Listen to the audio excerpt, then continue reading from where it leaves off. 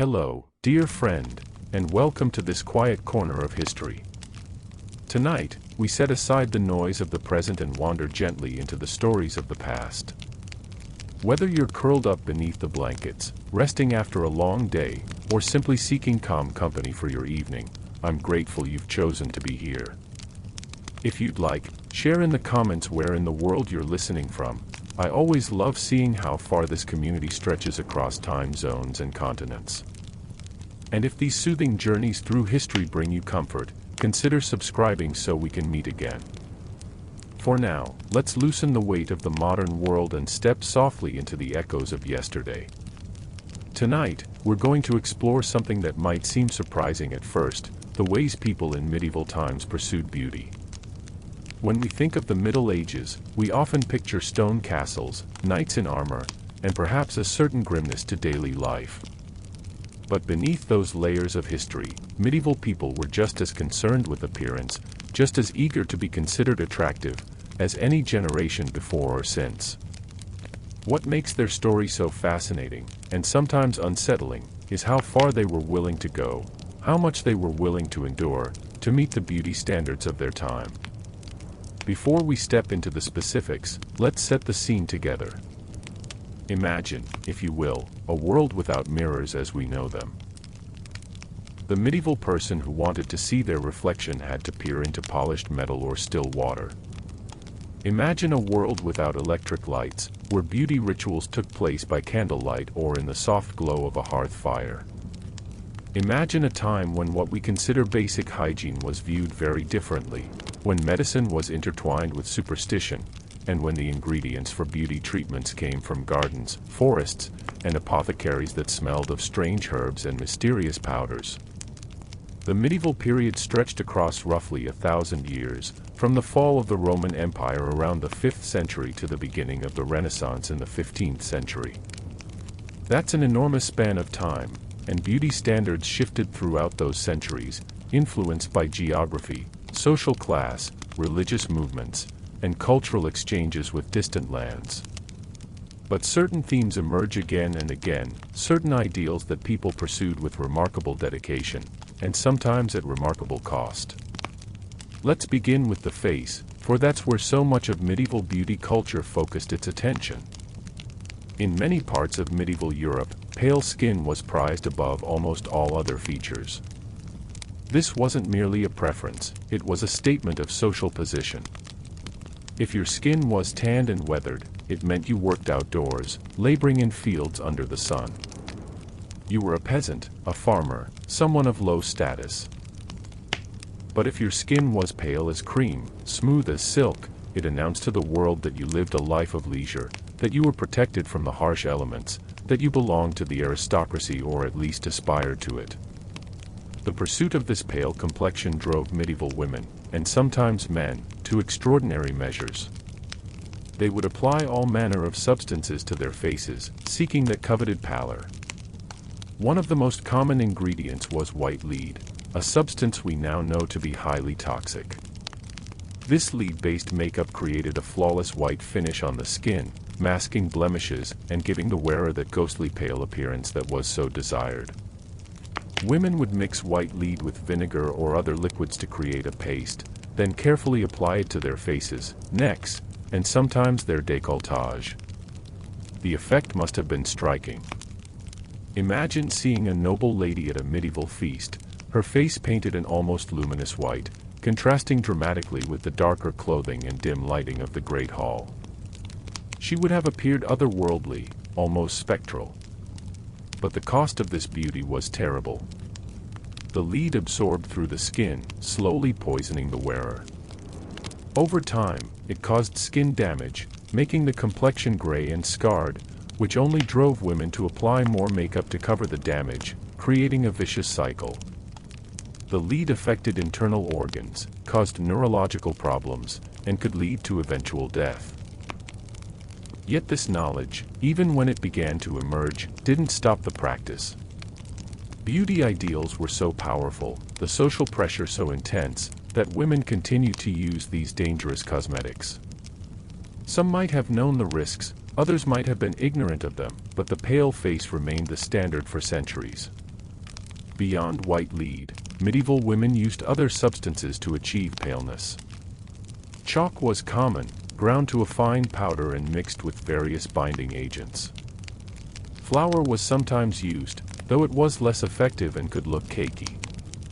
In some regions, women applied crushed pearls to their skin, believing the iridescent quality would add a special glow to their complexion. The wealthy could afford these exotic ingredients, while those of more modest means made do with whatever they could obtain or create.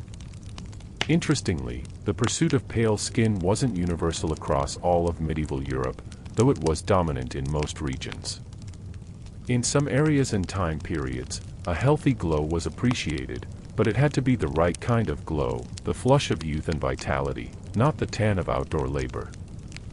This required a delicate balance, and women learned to add subtle hints of color to their cheeks to achieve it. For this rosy glow, they turned to rouge made from various sources. Red ochre, a natural clay pigment, was one option. Crushed red berries, particularly mulberries or cherries, could be mashed and applied to the cheeks. Some recipes called for red wine lees, the sediment left at the bottom of wine barrels, which contained natural dyes. More concerning were rouges made from cinnabar, a mercury sulfide mineral that created a brilliant red color but, like the white lead, was slowly poisoning the wearer. The application of these cosmetics was an art form in itself. Medieval women didn't have the brushes and sponges we use today. They relied on their fingers, small cloths, or sometimes feathers to apply and blend their makeup. The process could take considerable time, particularly for women of high status who were expected to appear flawless at court functions and social gatherings. But the face was more than just complexion. The shape of the face mattered, and here we encounter one of the more startling beauty practices of the medieval period, the deliberate removal of hair to change the appearance of the face's proportions. A high, broad forehead was considered a mark of beauty, nobility, and intelligence. This preference had deep roots, possibly influenced by the idealized images of the Virgin Mary in religious art, which often depicted her with an especially high forehead. To achieve this look, women would pluck out their hairline, removing hair sometimes as far back as several inches from their natural hairline. They didn't stop there. Eyebrows were also seen as potentially problematic, especially if they were thick or prominent. Many women plucked their eyebrows completely, leaving their brow bone bare, or reduced them to the faintest of thin lines. Some went further still, removing the hair at their temples to widen the appearance of the forehead even more. The process must have been extraordinarily painful. Imagine sitting for hours, plucking individual hairs one by one with crude tweezers made of metal or even fashioned from shells.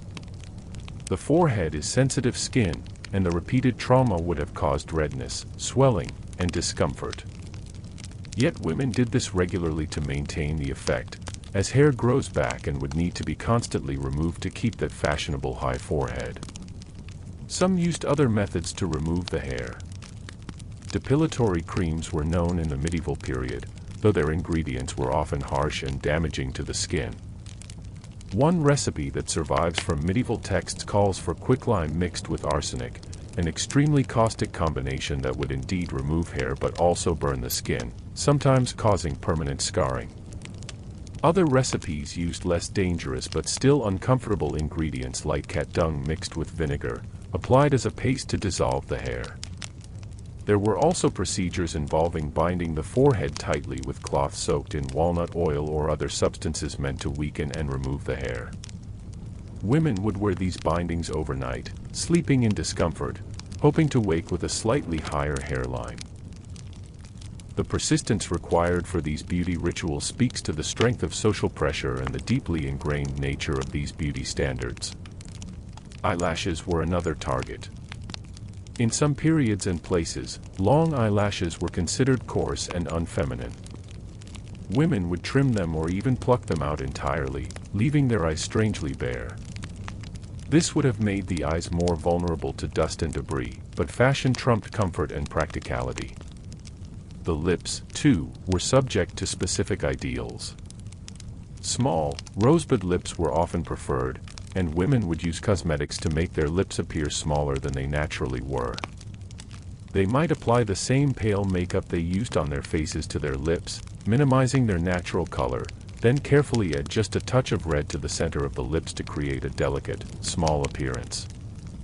Some women went so far as to avoid smiling or laughing widely, training themselves to keep their mouths small and demure in all expressions. Now let's consider the eyes themselves. Large, bright eyes were generally admired, and medieval women found various ways to enhance them. Belladonna, which means beautiful woman in Italian, was one substance used for this purpose.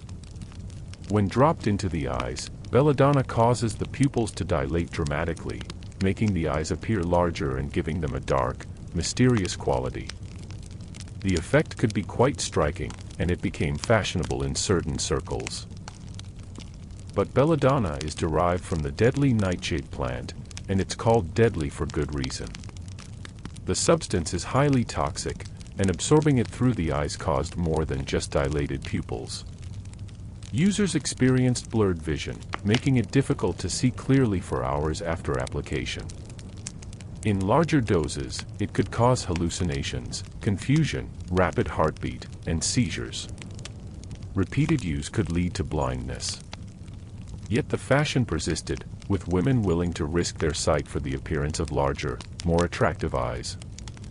Kohl, a dark powder made from various substances including ground antimony or lead, was used to line the eyes and darken the lashes. This practice had ancient origins, going back to Egyptian times, and it continued throughout the medieval period in various forms. When applied skillfully, it could make the eyes appear larger and more defined. The ingredients varied by region. Some kohl was relatively safe, made from soot or charred almond shells, while other recipes included more dangerous components. Medieval people also cared deeply about their hair, though the way they approached hair care might surprise us.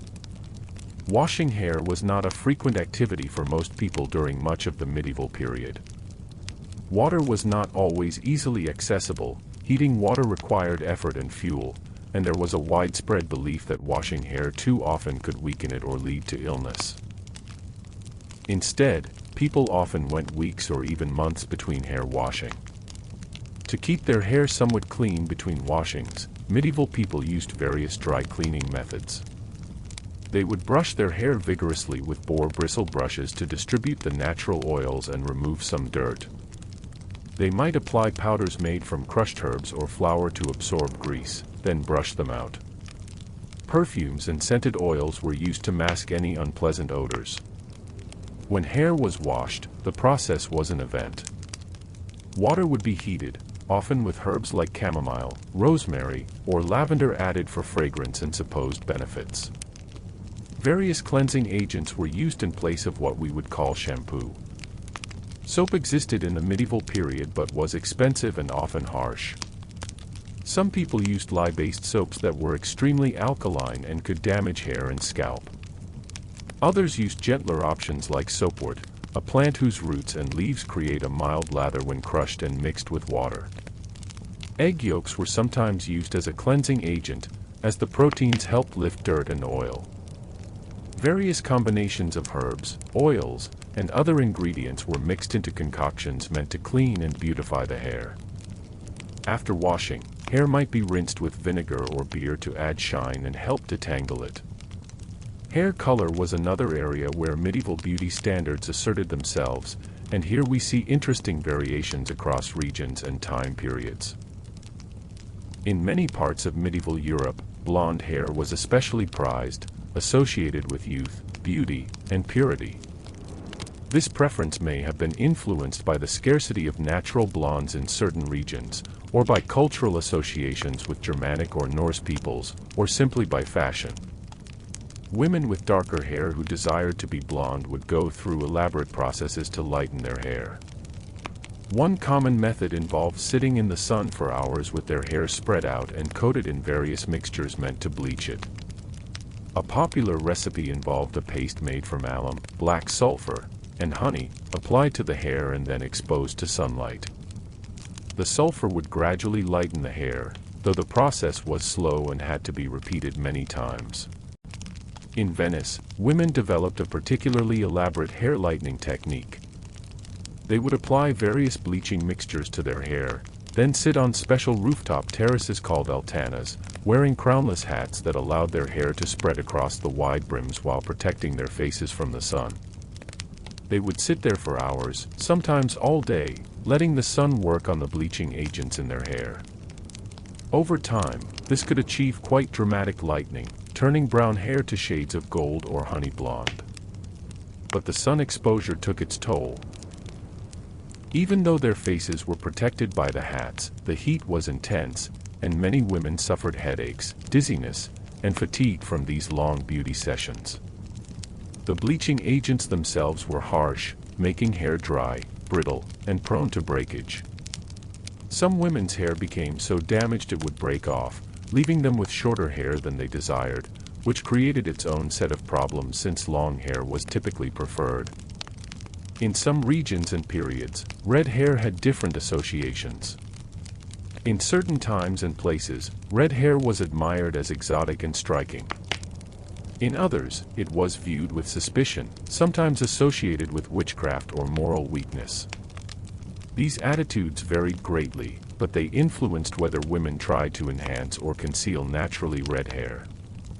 Black hair, too, had its admirers, and in some contexts was considered sophisticated and elegant. Women with lighter hair might actually darken it using various dyes. Walnut husks boiled in water created a dark brown stain. Ink made from oak galls could darken hair to black. Sage and other herbs were used to darken gray hair as people aged, as visible signs of aging were no more welcome in medieval times than in many other periods. The texture of hair also mattered. Smooth, flowing hair was generally the ideal, and medieval women used various methods to achieve it. Combs made of bone, wood, or for the wealthy, ivory, were essential tools. Women would comb their hair repeatedly, sometimes hundreds of strokes, to smooth it and distribute oils from the scalp throughout the length of the hair. For special occasions, hair might be curled using heated irons or by wrapping it around heated rods. Some women would braid their damp hair tightly and sleep with the braids in, then unbraid them when dry to create waves. Others used rags or strips of leather to create curls, wrapping sections of hair around them and leaving them in place until the hair dried. Hair length was significant, and for much of the medieval period, long hair was considered feminine and beautiful. Young unmarried women often wore their hair loose or partially unbound as a sign of their maiden status. Once married, women were expected to cover their hair, which brings us to one of the interesting paradoxes of medieval beauty culture. While women went to great lengths to make their hair beautiful, unmarried women were often required to keep it covered in public, at least partially, depending on the specific time, place, and social customs. Married women had to cover their hair more completely, as visible hair on a married woman could be considered immodest or even sinful in many medieval contexts. This meant that the beautiful hair women cultivated was often hidden beneath veils, wimples, and various head coverings. The coverings themselves became objects of beauty and fashion. Wimples, which wrapped around the chin and neck and covered the hair, could be made of fine linen and arranged in elegant ways. Veils could be diaphanous and flowing, or stiff and architectural. As the medieval period progressed, headdresses became increasingly elaborate, with some structures towering above the head in fantastic shapes. The hennin, that tall conical hat we associate with medieval princesses, is one example. These headdresses could be quite heavy and uncomfortable, sitting on the head for hours at formal occasions.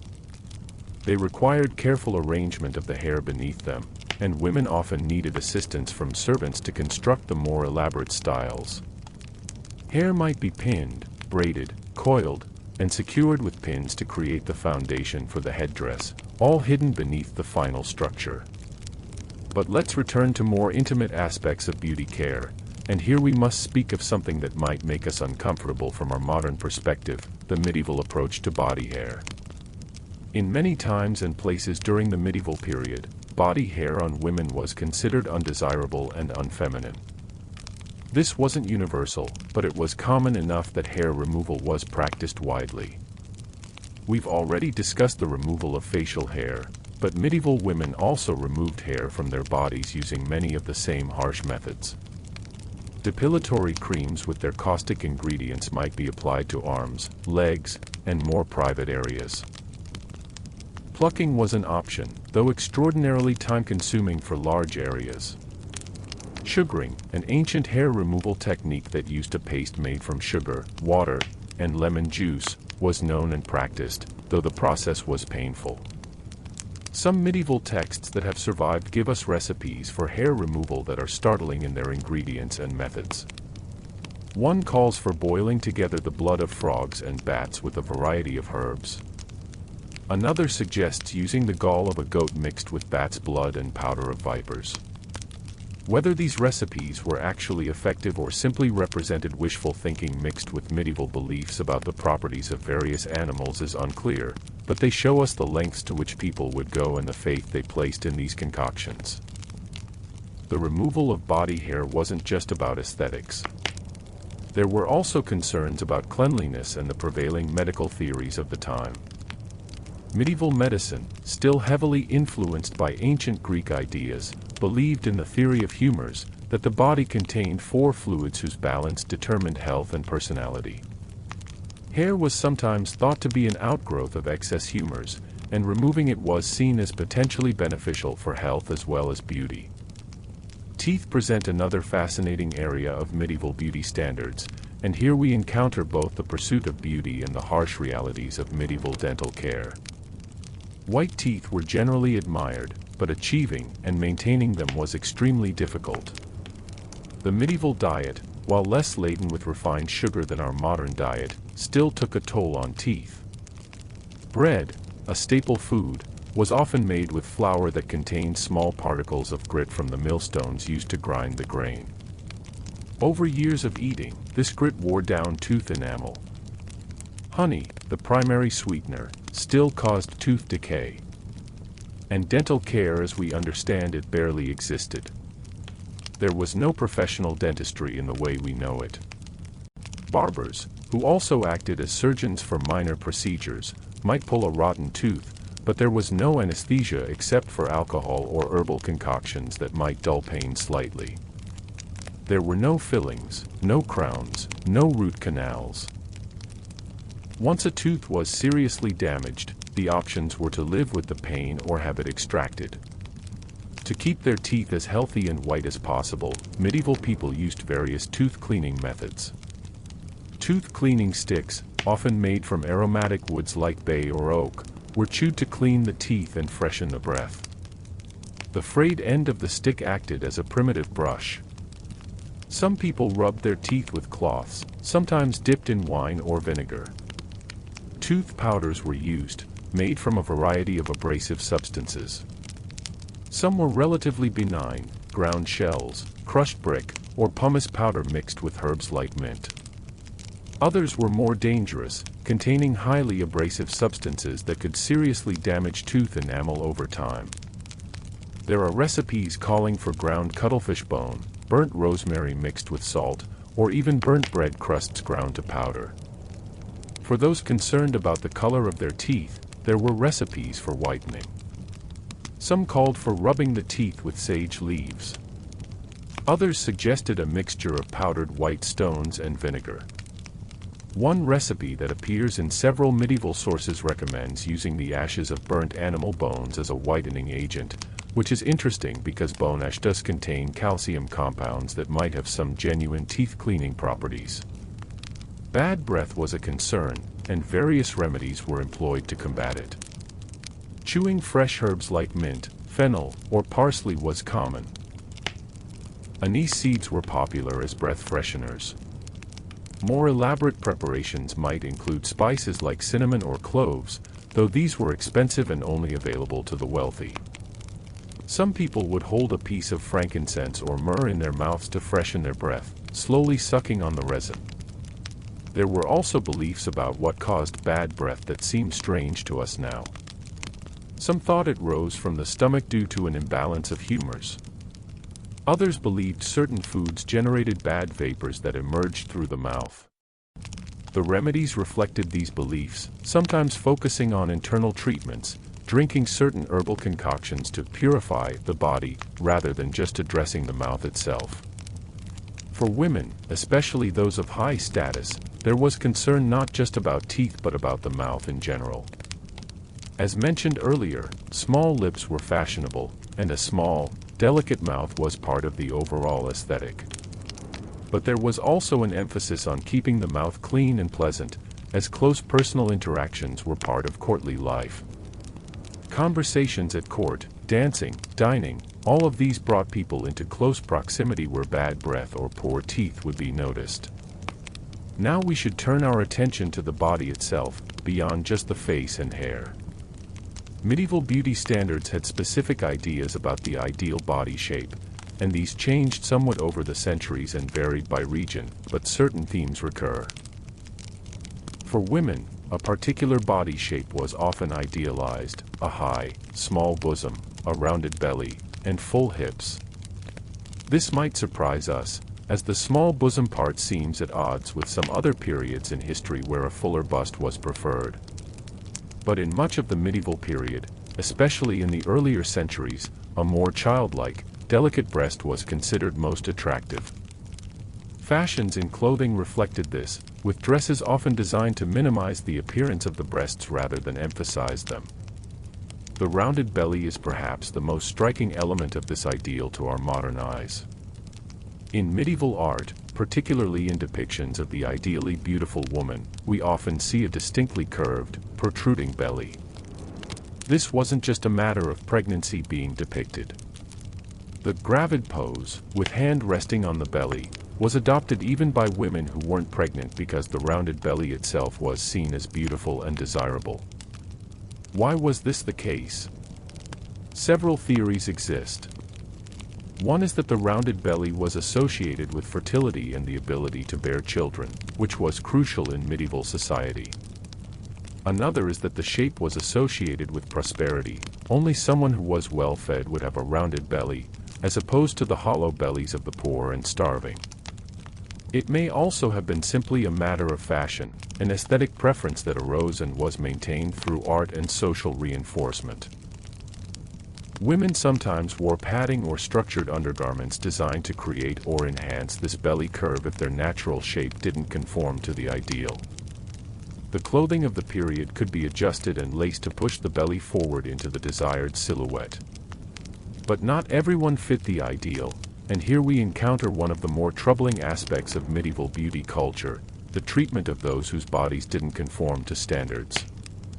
While we don't have extensive written records of how this affected individuals emotionally, we can imagine the pressure and distress it caused, much as beauty standards cause anxiety in any era. For those who were considered too heavy, various methods of weight control were employed.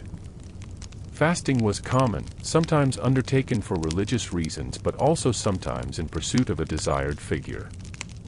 The medical advice of the time sometimes recommended moderation in eating, exercise, and various herbal preparations said to reduce appetite or aid digestion. For those considered too thin, the advice was to rest more, eat rich foods, and avoid excessive physical activity. But these prescriptions were more easily followed by the wealthy. For the poor, body shape was often determined by the harsh realities of their lives. Hard physical labor and sometimes insufficient food left little room for conforming to aesthetic ideals. Corsets as we think of them didn't exist for most of the medieval period, but that doesn't mean people didn't try to shape their bodies with garments. Laced bodices could be tightened to cinch the waist and push the body into the desired silhouette. For men, too, certain body shapes were preferred at different times: broad shoulders, muscular legs, a trim waist. Padding in clothing helped achieve these shapes, with doublets stuffed to enhance shoulders and calves padded to make legs appear more muscular. Bathing is another aspect of medieval beauty and hygiene that deserves our attention, and here we must address some misconceptions. There's a common belief that medieval people never bathed and were universally filthy, but this isn't accurate. Bathing practices varied greatly over the 1,000 years of the medieval period, across different regions, and among different social classes. In the earlier medieval period, particularly before the spread of Christianity completely changed cultural practices, communal bathhouses were common in many areas, a legacy from Roman times. These bathhouses continued in various forms throughout the medieval period in some regions, especially in cities. People would go to these establishments to bathe, socialize, and sometimes receive other services like hair cutting or tooth pulling. However, attitudes toward bathing became complicated during the medieval period. As Christianity became more dominant, there was increasing suspicion of bathhouses, which were sometimes associated with immoral behavior. The communal nature of bathing, often with both sexes present, was seen as potentially sinful. Religious authorities preached about the dangers of vanity and sensuality, and excessive attention to the body could be viewed as prideful or lustful. Additionally, medical theories of the time held that bathing opened the pores and made one vulnerable to illness. Since the understanding of how disease spread was very different from our modern germ theory, there was genuine concern that bathing, especially in cold weather, could allow bad airs or evil humors to enter the body. Some physicians advised limiting bathing, especially full immersion baths. But this didn't mean medieval people were indifferent to cleanliness. They practiced what we might call partial washing, washing hands and face regularly, washing feet, spot cleaning the body with cloths dampened in basins of water. Clothes were washed more frequently than bodies in many cases, as clean linen against the skin was believed to draw out impurities and keep the body clean. The wealthy had more options for bathing. They could have servants bring heated water to fill wooden tubs in private chambers. These baths might be scented with herbs and flowers. Rose petals floating in the water, lavender-scented steam rising, these were luxuries enjoyed by those who could afford them. Such baths were often taken for special occasions or when someone was ill and physicians recommended a bath as part of treatment. Bathing practices also varied by region. In Islamic regions, which included parts of medieval Spain and Sicily, bathing was more frequent and elaborate, influenced by Islamic religious practices that emphasized cleanliness. The hammam, or Turkish bath, was a sophisticated institution. In these regions where Christian and Islamic cultures intersected, you could find different attitudes toward bathing existing side by side. Steam baths were known in northern regions, inherited from Scandinavian and Germanic traditions. These saunas involved sitting in heated rooms, sweating profusely, and then often plunging into cold water. This was thought to be beneficial for health and was also a social activity. As part of bathing or separate from it, medieval people used various substances to clean and scent their skin. Soap existed, though its quality and availability varied. Early medieval soaps were often harsh, made from animal fats and lye. Later, particularly in areas like Castile in Spain or Marseilles in France, soap making became more sophisticated, producing gentler soaps that were even exported as luxury items. For those who couldn't afford soap, other cleansing agents were used. Soapwort, as mentioned earlier, was a plant whose roots created a lathering substance when crushed. Bran was sometimes used as a gentle abrasive scrub.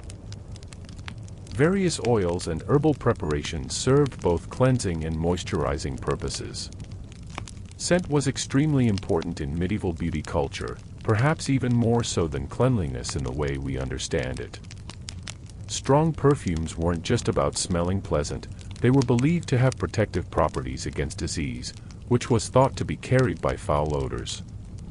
The miasma theory of disease held that bad smells themselves could cause illness, so filling your environment with good smells was a form of prevention. Wealthy people carried pomanders, small pierced balls or boxes filled with aromatic substances like ambergris, musk, or dried flowers and spices. These would be held to the nose when passing through areas with unpleasant smells. They might be worn on chains around the neck or waist, perfuming the air around the wearer. Personal scents came from various sources. Rosewater was highly prized, made by distilling rose petals. This could be dabbed on the skin or added to bath water. Lavender water was another favorite. Musk, derived from the glands of musk deer and imported at great expense from Asia, was considered especially luxurious. Ambergris, a substance produced in the digestive systems of sperm whales and found floating in the ocean or washed up on beaches, was rare and precious, with a unique complex scent. Perfumed gloves became fashionable among the wealthy. The leather would be treated with expensive scent so that when wearing the gloves, the wearer could hold their hands near their face to enjoy the fragrance. This also served to mask other less pleasant smells in an era when crowded spaces could be quite odorous. Oils and unguents were applied to the skin for various purposes, to moisturize, to heal, to scent, and sometimes simply as part of the pursuit of beauty. Recipes for these preparations have survived, showing us the complexity and variety of medieval cosmetic chemistry. Some were simple, olive oil infused with herbs. Others were elaborate combinations of many ingredients, including exotic imports like sandalwood, cinnamon, or frankincense. The hands were a particular focus of beauty attention, especially for women of high status. Soft, white, delicate hands were a sign of nobility. Rough, calloused hands meant manual labor and low status. Wealthy women went to great lengths to maintain their hands. They wore gloves whenever possible to protect them from sun and weather. They applied whitening treatments similar to those used on the face. They used oils and balms to keep the skin soft. Nails were kept clean and trimmed. Unlike some later periods when long nails became fashionable among the elite as a sign that one didn't do manual work, medieval beauty standards generally favored neat, moderate-length nails that were clean and well-maintained. This was practical as well as aesthetic, since even the wealthy used their hands for various tasks like eating, as forks were not universally used throughout most of the medieval period. Feet received less attention in general, as they were usually covered, but there was still concern for keeping them clean and healthy. Foot washing was more common than full-body bathing in some contexts, and it had religious significance as well, mirroring Christ's washing of the disciples' feet. Shoes and slippers for the wealthy could be quite elaborate, though they were often impractical for actual walking. Fashion sometimes trumped function, with pointy-toed shoes called polanes becoming so long at one period that they had to be stuffed to maintain their shape, and the toes sometimes needed to be tied up to the legs to allow walking. Let us now consider some of the more medical aspects of beauty care, for the line between medicine and cosmetics was very blurred in the medieval period. The physicians and apothecaries of the time dealt with both health concerns and beauty treatments, often seeing them as closely related. The theory of the four humors, blood, phlegm, yellow bile, and black bile, underlay much of medieval medicine, and maintaining beauty was seen as part of maintaining the proper balance of these humors. Bloodletting was a common medical practice, and it was sometimes employed for beauty purposes as well. The belief was that too much blood could cause various problems, including skin issues. Bloodletting was thought to balance the humors and could supposedly improve the complexion, clear the skin, and enhance overall appearance.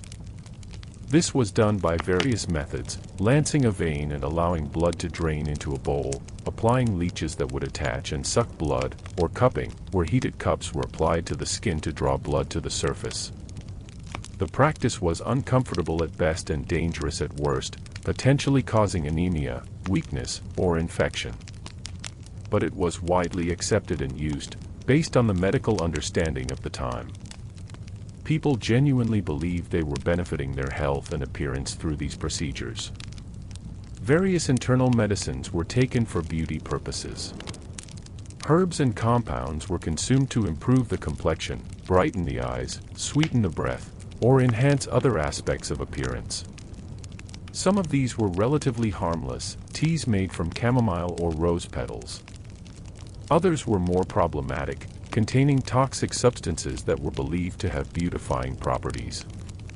Gold was sometimes consumed, ground to fine powder and mixed into drinks or food, based on beliefs that it had purifying and perfecting qualities. While small amounts of gold are not particularly toxic, the other metals often mixed with gold in medieval times could be harmful. Mercury, too, was sometimes used in medicines, both applied to the skin and taken internally, with devastating health consequences over time. Magical thinking mingled with practical chemistry in medieval cosmetic and medical preparations.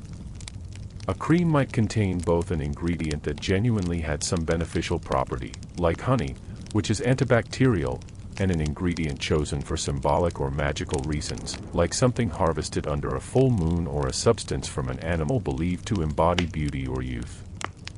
Amulets and charms were sometimes worn as beauty aids, believed to enhance appearance through their inherent properties or through divine intervention. A particular stone might be thought to improve the complexion if worn next to the skin. A prayer or spell written on parchment and worn in a locket might be believed to make the wearer more attractive. These practices varied by region and were sometimes frowned upon by church authorities as potentially heretical, but they persisted nonetheless. The church's relationship with beauty culture was complex. On one hand, excessive attention to appearance was condemned as vanity, one of the 7 deadly sins. Sermons railed against women painting their faces, calling it a distortion of God's creation, suggesting that those who wore makeup were insulting the divine craftsmanship that had formed them. Some religious authorities argued that beautification was a form of deception, that it was meant to inspire lust, and that it was therefore sinful. On the other hand, cleanliness was considered next to godliness in some contexts, and presenting oneself well could be seen as showing proper respect in religious settings. The contradiction was never fully resolved, and in practice, beauty culture continued despite religious objections, with people finding ways to reconcile their desires to be attractive with their religious beliefs. Sumptuary laws, which were civil rather than religious regulations, also attempted to control appearance. These laws, common in various medieval kingdoms and cities, tried to regulate what people could wear and sometimes what beauty treatments they could use, based on their social class.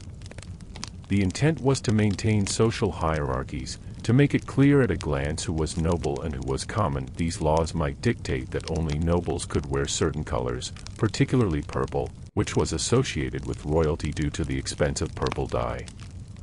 They might restrict the wearing of fur to certain classes, or limit the amount of gold thread that could be used in clothing.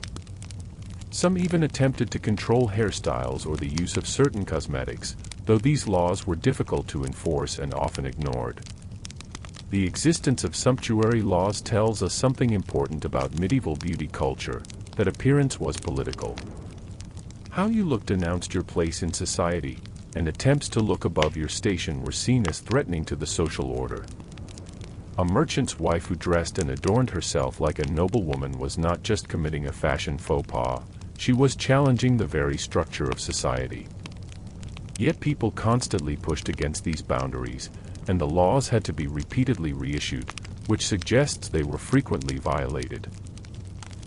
The desire to be beautiful, to be fashionable, to present oneself in the best possible light, was powerful enough to make people risk fines or other punishments.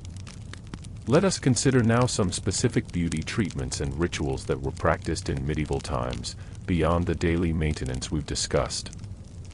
For special occasions, weddings, important court appearances, festivals, people would undertake elaborate preparation routines that could span days.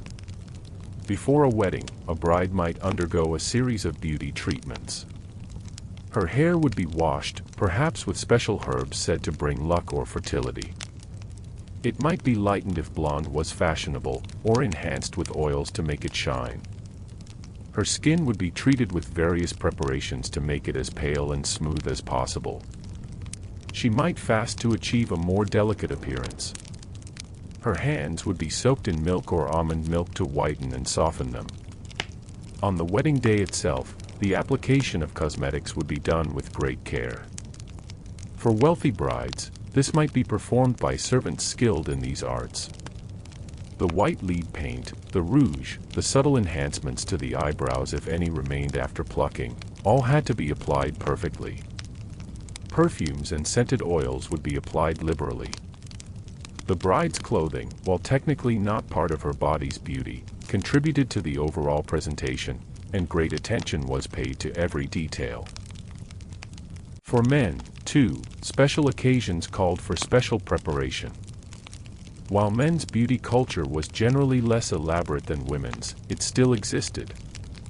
Men were concerned with their hair, their beards if they wore them, their complexion.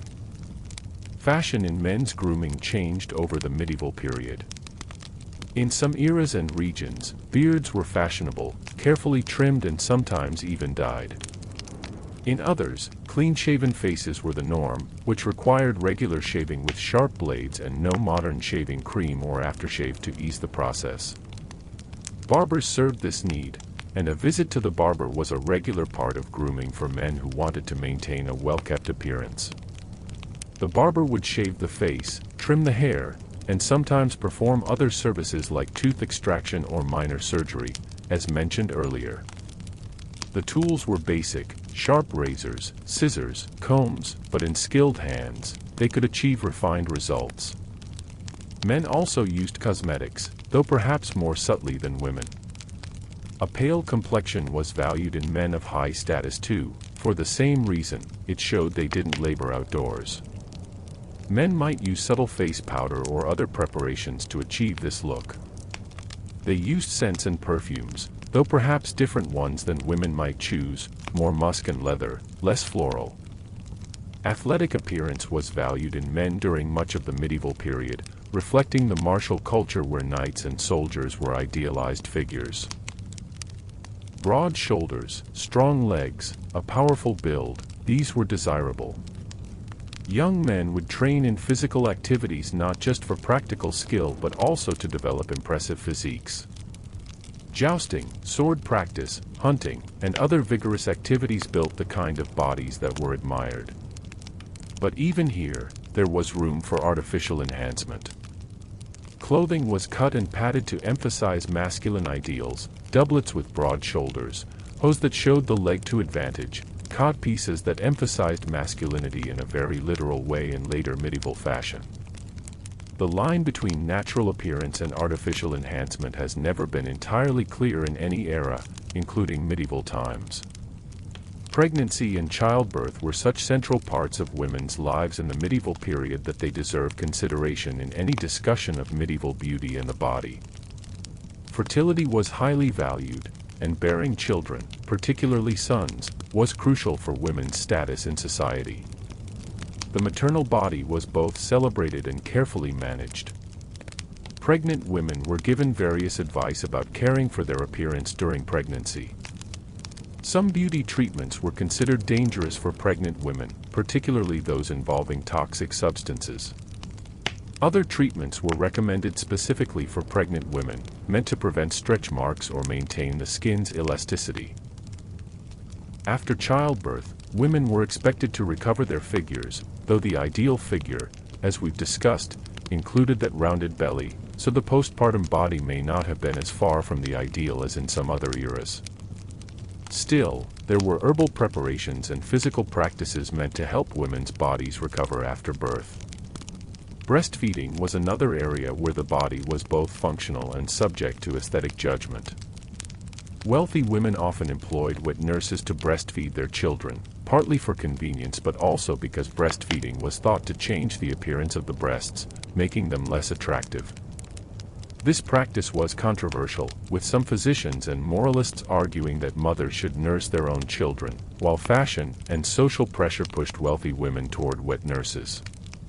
The wet nurses themselves were a fascinating part of medieval society. These women, usually from lower social classes, would nurse the children of the wealthy. They were selected based on various criteria, including their physical health, but also their moral character, as it was believed that qualities could be passed through breast milk. Some medieval texts give detailed instructions on choosing a wet nurse, including the appearance of her breasts and the quality of her milk.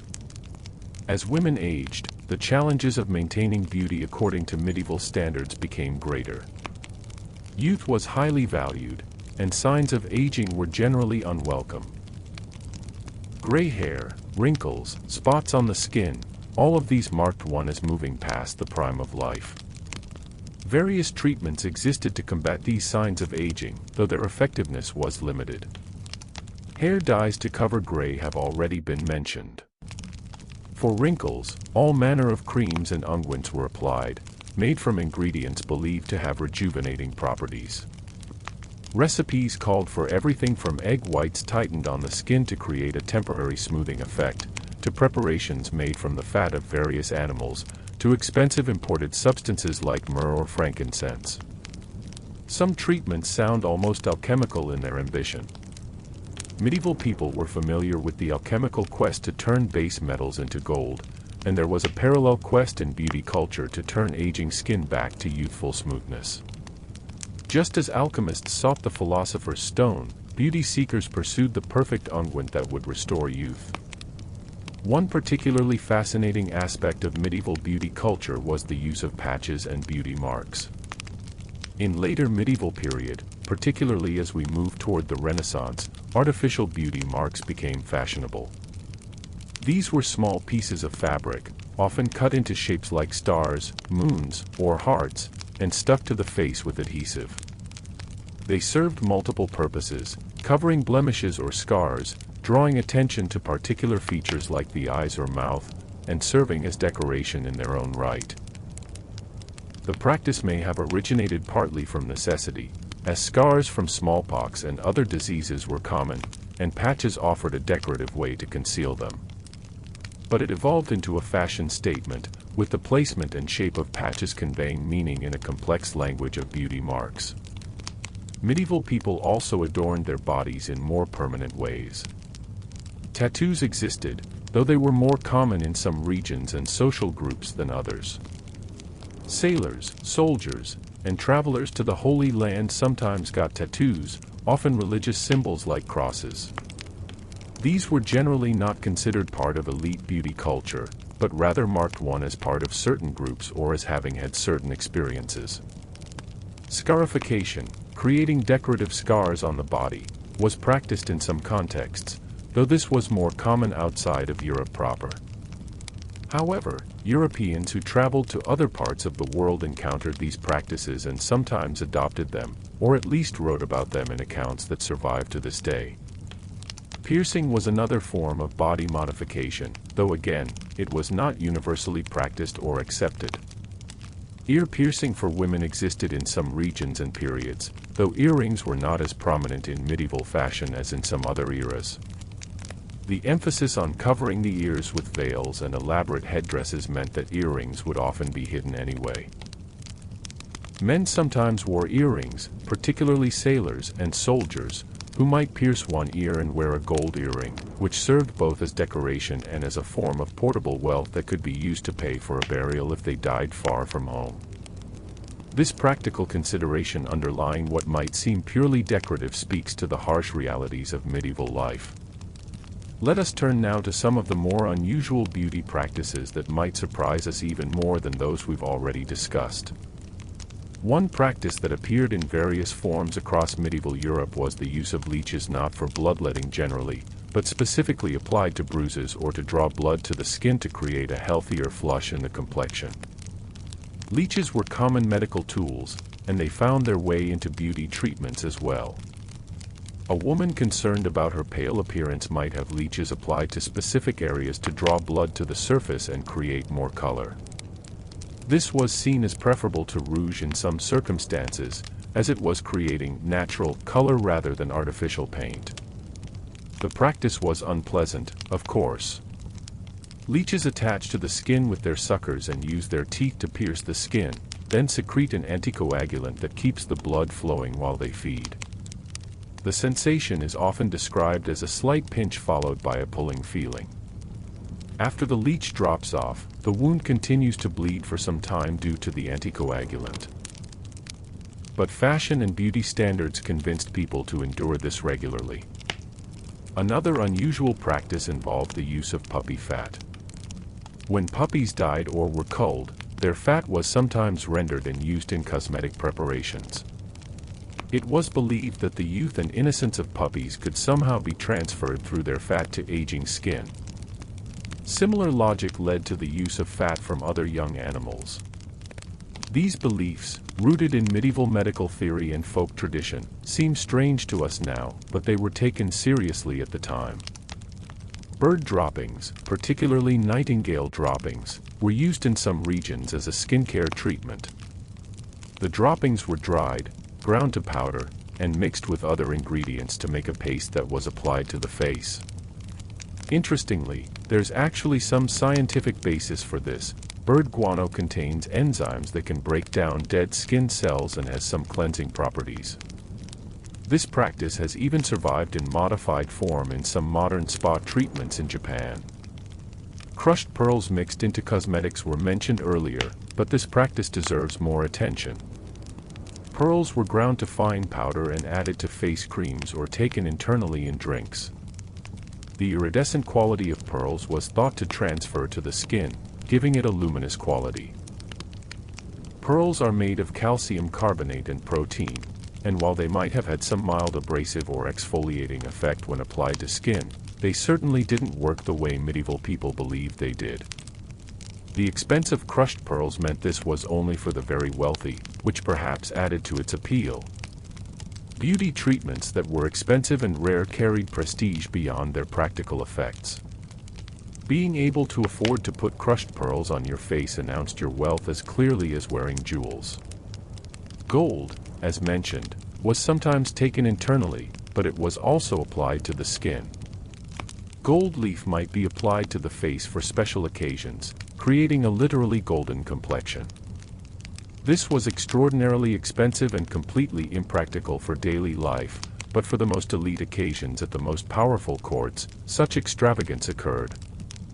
Imagine a court celebration where a queen or high noblewoman appears with her face gilded. Catching the candlelight, the impression must have been otherworldly.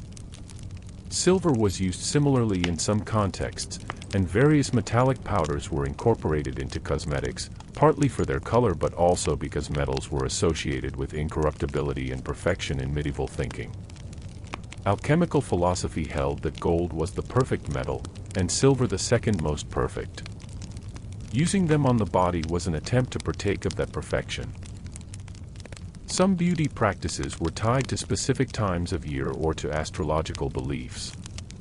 The medieval worldview included astrology as a serious science, and the movements of planets and stars were believed to influence earthly affairs, including the body's health and appearance. Certain beauty treatments were thought to be most effective if performed during particular phases of the moon or when certain planets were in certain positions. For instance, treatments to encourage hair growth might be scheduled for when the moon was waxing, since the growing moon was associated with growth in all things. Conversely, hair removal might be scheduled for the waning moon. Planting, harvesting, and many other activities were timed to lunar cycles, and beauty treatments followed the same logic. The medieval calendar year had its rhythms, and these affected beauty practices as well. During Lent, the period of fasting and penance before Easter, excessive attention to beauty was supposed to be curtailed. This was a time for spiritual rather than physical concerns. But once Easter arrived, there could be a resurgence of beauty attention, with people preparing for the celebrations and social events of the Easter season. May Day was another significant time, a celebration of spring where beauty and fertility were particularly celebrated. Young women would wash their faces in the morning dew, believed to enhance beauty and preserve youth. They would make garlands of flowers to wear in their hair. May Day celebrations included dancing and revelry where young people could see and be seen, where matches might be made and romances begun, so looking one's best mattered. Weddings, as mentioned, were major occasions for beauty preparation, but so were other rites of passage. When a young woman was presented at court for the first time, enormous effort went into ensuring she looked perfect. For young men being knighted, there was likewise pressure to appear at their best for this significant ceremony. Tournaments and justs were occasions where both participants and spectators dressed elaborately and attended to their appearance. Knights would wear their finest armor, polished to shine, with elaborate crests and decorations. Their horses would be caparisoned beautifully. Noble ladies in the viewing stands would dress in their finest clothes and jewelry, and they would have carefully attended to their hair, skin, and overall appearance, knowing they would be on display before the assembled nobility. Feast days throughout the year provided opportunities for people to dress up and pay attention to appearance. Christmas, Easter, Pentecost, and various saints' days were marked with celebrations where appearance mattered. Even for common people who couldn't afford expensive cosmetics or clothes, there was an effort to look clean and presentable for these occasions, to wear the best clothes one owned, to be neat and tidy. The differences between social classes in beauty culture cannot be overstated. Everything we've discussed about elaborate cosmetics, expensive perfumes, elaborate hairstyles, and beauty treatments was primarily the domain of the wealthy. The vast majority of medieval people, peasants and laborers, had neither the time nor the resources for such things. For a peasant woman, beauty care was minimal. She might wash her face and hands regularly, but elaborate cosmetics were out of reach. Her hair would be kept clean as best she could, probably worn covered or bound back for practicality. Her hands would be rough from work, her skin browned by the sun.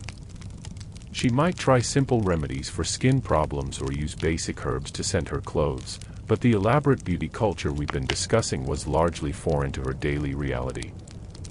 Yet even among the poor, there was concern for appearance. People wanted to look presentable, to be clean for church, to look nice for celebrations or courtship. They worked with what they had, scrubbing with sand to get hands clean, using common herbs for basic treatments, mending and cleaning clothes carefully so they would last and look decent. Young people especially, of any social class, cared about their appearance when it came to attracting a mate. A young peasant woman might have one good dress for special occasions, and she would take care to look her best in it when there was a village celebration where young people gathered. A young man would make sure his hair was combed and his face clean when going to see a girl he hoped to court. Courtship rituals had their own beauty-related customs. Tokens might be exchanged. A lock of hair was a precious gift, representing both beauty and intimacy. Gloves, as mentioned earlier, were sometimes given as love tokens, particularly scented gloves which carried both practical value and romantic symbolism. A lady might give a knight her sleeve or veil to wear into a tournament, and these items of personal adornment carried great significance. Love potions were part of medieval folklore and practice, and some of these were believed to enhance the beauty or attractiveness of the person using them. These might contain exotic ingredients like bits of rare plants, substances from animals associated with love or fertility, or items that had been prepared with special rituals or incantations. Whether anyone truly believed these worked or whether they were more about the ritual and hope involved is hard to say, but they were sought after nonetheless. Prostitutes in medieval times represent another dimension of beauty culture. Sex workers needed to be attractive to succeed in their profession, and they often went to considerable lengths to enhance their appearance. They might use cosmetics more heavily than respectable women would dare, pushing boundaries in ways that others couldn't. They might dress more provocatively, reveal more skin, style their hair in distinctive ways. Interestingly, in some medieval cities, prostitutes were required by law to wear certain distinctive clothing or emblems that marked them as sex workers. This was meant to make them easily identifiable and separate them from respectable women. Yet within these constraints, prostitutes created their own fashion and beauty standards, and they sometimes influenced broader fashion, as their need to attract attention led to innovations in dress and appearance. Entertainers, musicians, dancers, actors in mystery plays and pageants also pushed boundaries with appearance. They wore costumes, makeup, and sometimes affected styles that would be scandalous in daily life but were acceptable in the context of performance. Male actors playing female roles in religious plays would dress as women and adopt feminine appearance, including cosmetics. This brings us to consider how gender worked in medieval beauty culture.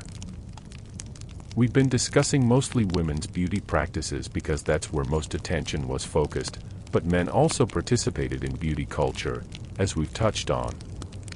The boundary between masculine and feminine appearance was policed in some ways. Men who were too concerned with beauty could be mocked as effeminate. Women who weren't concerned enough could be criticized as unfeminine, but there was also flexibility. Young men, particularly young noblemen, were expected to be beautiful in their own way. The medieval ideal of the beautiful young knight included physical attractiveness, a handsome face, a strong body, graceful movement. Male beauty was described in poetry and literature with as much attention to detail as female beauty. Clear eyes, red lips, white teeth, strong limbs, all of these were praised. Clothing for men could be quite elaborate and was part of presenting an attractive appearance. Bright colors, fine fabrics, careful tailoring to show the body to advantage, these were all part of masculine beauty culture. A fashionable young man at court would spend considerable time and effort on his appearance, and this was generally approved of as long as it didn't cross into what was considered excessive vanity. Beards, when they were fashionable, required maintenance. They needed to be trimmed, kept clean, sometimes perfumed. The shape of a beard could follow fashion, pointed, square, forked, full or close-cropped. In periods when clean-shaven faces were the norm, maintaining that look required regular shaving, which was a time-consuming process. Some men dyed their beards, particularly as they grayed. A man who wanted to appear younger or more vigorous might use the same hair dyes women used, applied to beard rather than head hair. Men also sometimes used cosmetics on their faces, though more subtly, a bit of powder to achieve that valued pale complexion, perhaps rouge applied very lightly to avoid obvious artificiality. The concept of the dandy, a man excessively concerned with fashion and appearance, existed in medieval times, though the word itself came later. Such men were both admired for their style and sometimes mocked for what was seen as effeminate concern with appearance. The line between appropriately maintaining one's appearance and excessive vanity was always somewhat unclear and subject to individual judgment and social context. For all genders, scent was crucial to beauty and attractiveness. We've mentioned perfumes and pomanders, but the importance of smell in medieval life deserves emphasis. In an era before modern sanitation, before deodorant, before many of the hygiene practices we take for granted, managing one's scent was a constant concern. Strong perfumes masked body odor and other unpleasant smells. They also made a statement about wealth and status, as expensive perfumes were luxury items. The language of scent was sophisticated in medieval culture. Different scents carried different associations and meanings. Rose was associated with love and beauty, with the Virgin Mary, with purity. Musk was sensual, even sexual. Lavender was clean and calming. Frankincense was sacred, used in religious contexts. People chose their scents carefully, aware of what they communicated. Clothing scented with herbs stored among them in chests, lavender, rose petals, woodruff, carried subtle fragrance. This was both pleasant and practical, as the herbs helped repel insects that might damage the fabric. Gloves and shoes might be scented. Even writing paper could be perfumed, so that letters carried the sender's chosen scent to the recipient. The preparation of perfumes and scented oils was skilled work. Perfumers and apothecaries had recipes passed down through generations, secret formulas that were valuable trade knowledge. The process of creating perfumes involved distillation, maceration, and careful blending. Some ingredients had to be aged for months or years to reach their full potential. Looking at medieval beauty culture from our present perspective, it's easy to focus on the harmful practices, the toxic substances, the pain and discomfort people endured. And certainly, we should acknowledge those realities. Many people suffered lasting damage from beauty practices. Some died from the slow poisoning of lead and mercury. Others experienced disfigurement from harsh chemical treatments or infections from unsanitary practices. But it's also worth recognizing that medieval people were doing the best they could with the knowledge and resources they had. They wanted the same things humans have always wanted: to be attractive, to be accepted, to be admired, to feel good about their appearance. They were working within their cultural context, following the beauty standards of their time just as we follow ours. And not all medieval beauty practices were harmful. Many were benign or even beneficial. Using herbs for skincare, many of which had genuine medicinal properties. Exercising to stay fit and healthy. Keeping clean as best they could. Taking pride in their appearance. These are not so different from what people do today. The creativity and ingenuity involved in medieval beauty culture is worth appreciating. With limited technology and knowledge, people figured out how to create cosmetics, perfumes, and treatments. They experimented with local plants and imported exotics. They shared knowledge and developed techniques. In some ways, medieval beauty culture laid groundwork for later developments in cosmetics and personal care. The surviving recipes and instructions for beauty treatments are fascinating historical documents.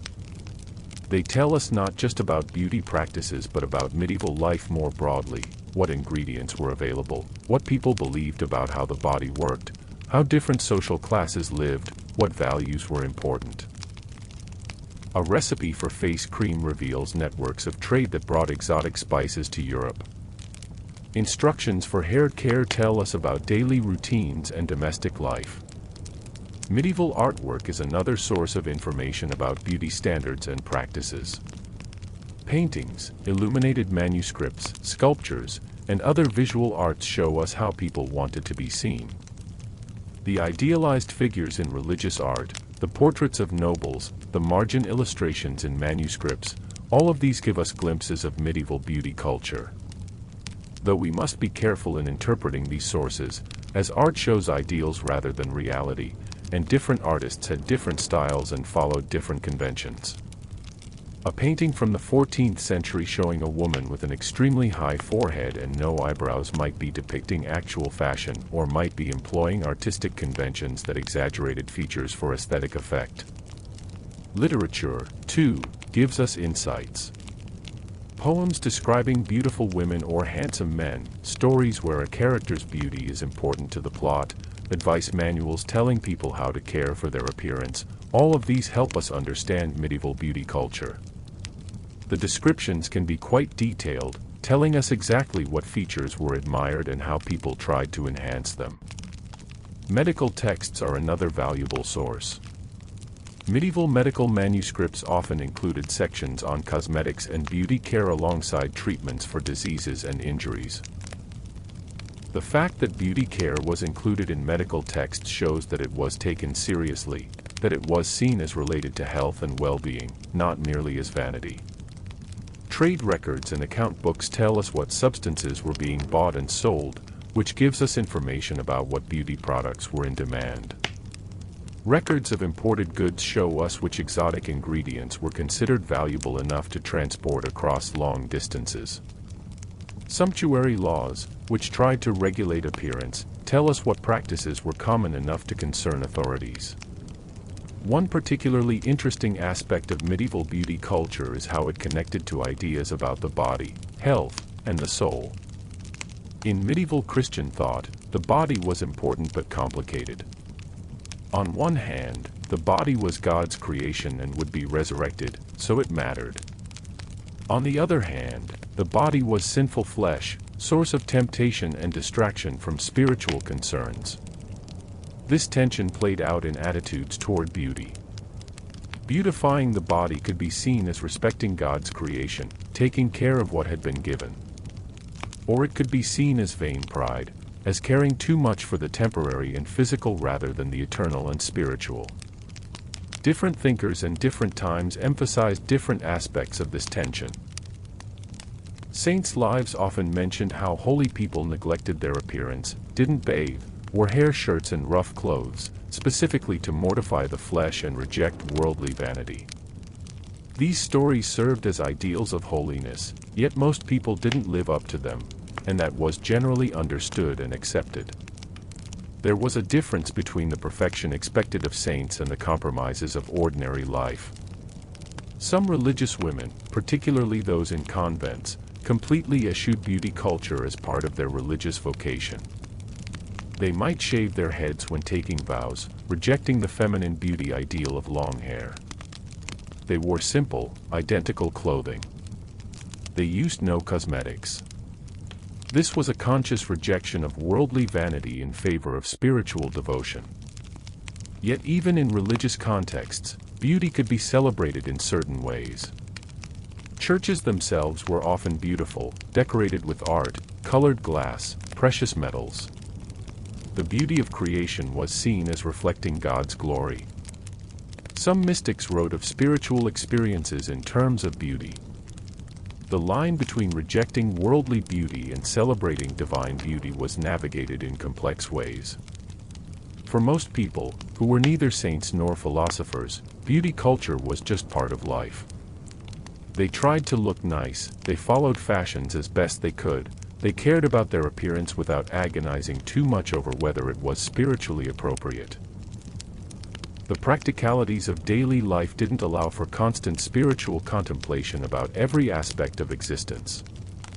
Seasonal changes affected beauty practices in practical ways. In winter, skin became dry and chapped from cold weather and indoor heating by fires. Extra care was needed to protect and moisturize skin. Hands especially could become rough and painful, requiring oil-based salves to prevent cracking. Cold also made bathing more difficult, as heating water was more of a challenge and being wet in cold conditions was genuinely dangerous. Summer brought different challenges. Sun exposure threatened that prized pale complexion, requiring careful use of hats, veils, and staying indoors during the brightest parts of the day. Heat and sweating made managing scent more difficult, requiring more frequent application of perfumes. Insects were more active, requiring protective measures that might include strongly scented herbs to repel them. Spring was often a time for renewal of beauty practices. After winter's harshness, people would undertake treatments to restore their skin and hair. Spring cleaning extended to the body, with treatments to purify and refresh. The return of fresh plants and herbs meant new ingredients became available for beauty preparations. Autumn brought preparations for winter, but also was a time of plenty after harvest, when celebrations occurred. It was a time to enjoy the fruits of the year's labor, including in terms of beauty products. Herbs and plants used in beauty treatments would be harvested and dried before winter, ensuring supply through the cold months. The life cycle also affected beauty concerns and practices. Children were not major participants in beauty culture, though mothers might care for their children's hair and skin, particularly daughters being raised to eventually enter society. Adolescence brought increased awareness of appearance, as young people became concerned with attracting potential mates and establishing their place in social hierarchies. Young adulthood was the peak time for beauty culture participation. This was when people were most concerned with their appearance, when they had the most at stake socially and romantically. For women, this was the time to attract a good husband. For men, to establish themselves socially and professionally and to attract a suitable wife. Middle age brought different concerns. The focus might shift from achieving peak attractiveness to maintaining appearance against the signs of aging. Women who had borne children dealt with the effects of pregnancy on their bodies. Both men and women saw their hair gray, their skin change. How they handled these changes depended on their personalities, social position, and resources. Old age in medieval times was often harder than today, and fewer people reached advanced age. Those who did often faced the reality that youth and beauty had passed. Some older people continued to care for their appearance as best they could, dyeing gray hair and using cosmetics to minimize aging's effects. Others perhaps found a kind of freedom in no longer needing to compete in the beauty marketplace. The role of servants in beauty culture deserves mention. Wealthy people had servants who helped with beauty routines, applying cosmetics, dressing hair, helping with clothing. These servants needed skills in these arts, and some became quite expert. A skilled lady's maid who could create fashionable hairstyles or apply cosmetics expertly was valuable. These servants had intimate knowledge of their employer's beauty secrets and routines. They knew which ladies wore the most makeup, whose blonde hair was natural and whose was bleached, who had blemishes hidden under careful cosmetics. This knowledge was both power and burden. Revealing such secrets could cause scandal, but gossiping about employers was dangerous. Training in beauty arts could be part of a young servant's education. A girl entering service in a noble household might learn from older servants how to care for a lady's hair, how to mix cosmetics, how to manage clothing and jewelry. These skills made her more valuable and could lead to better positions. Some servants who became particularly skilled might eventually set up their own businesses, becoming professional cosmeticians or hairdressers. This was one of the ways people could rise in society, through developing expertise that was in demand. Medieval society was more fluid than sometimes assumed, and skill in a valued craft could open doors.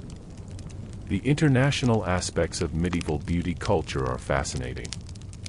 Trade routes brought ingredients from far away, spices from the east, precious stones, exotic animal products.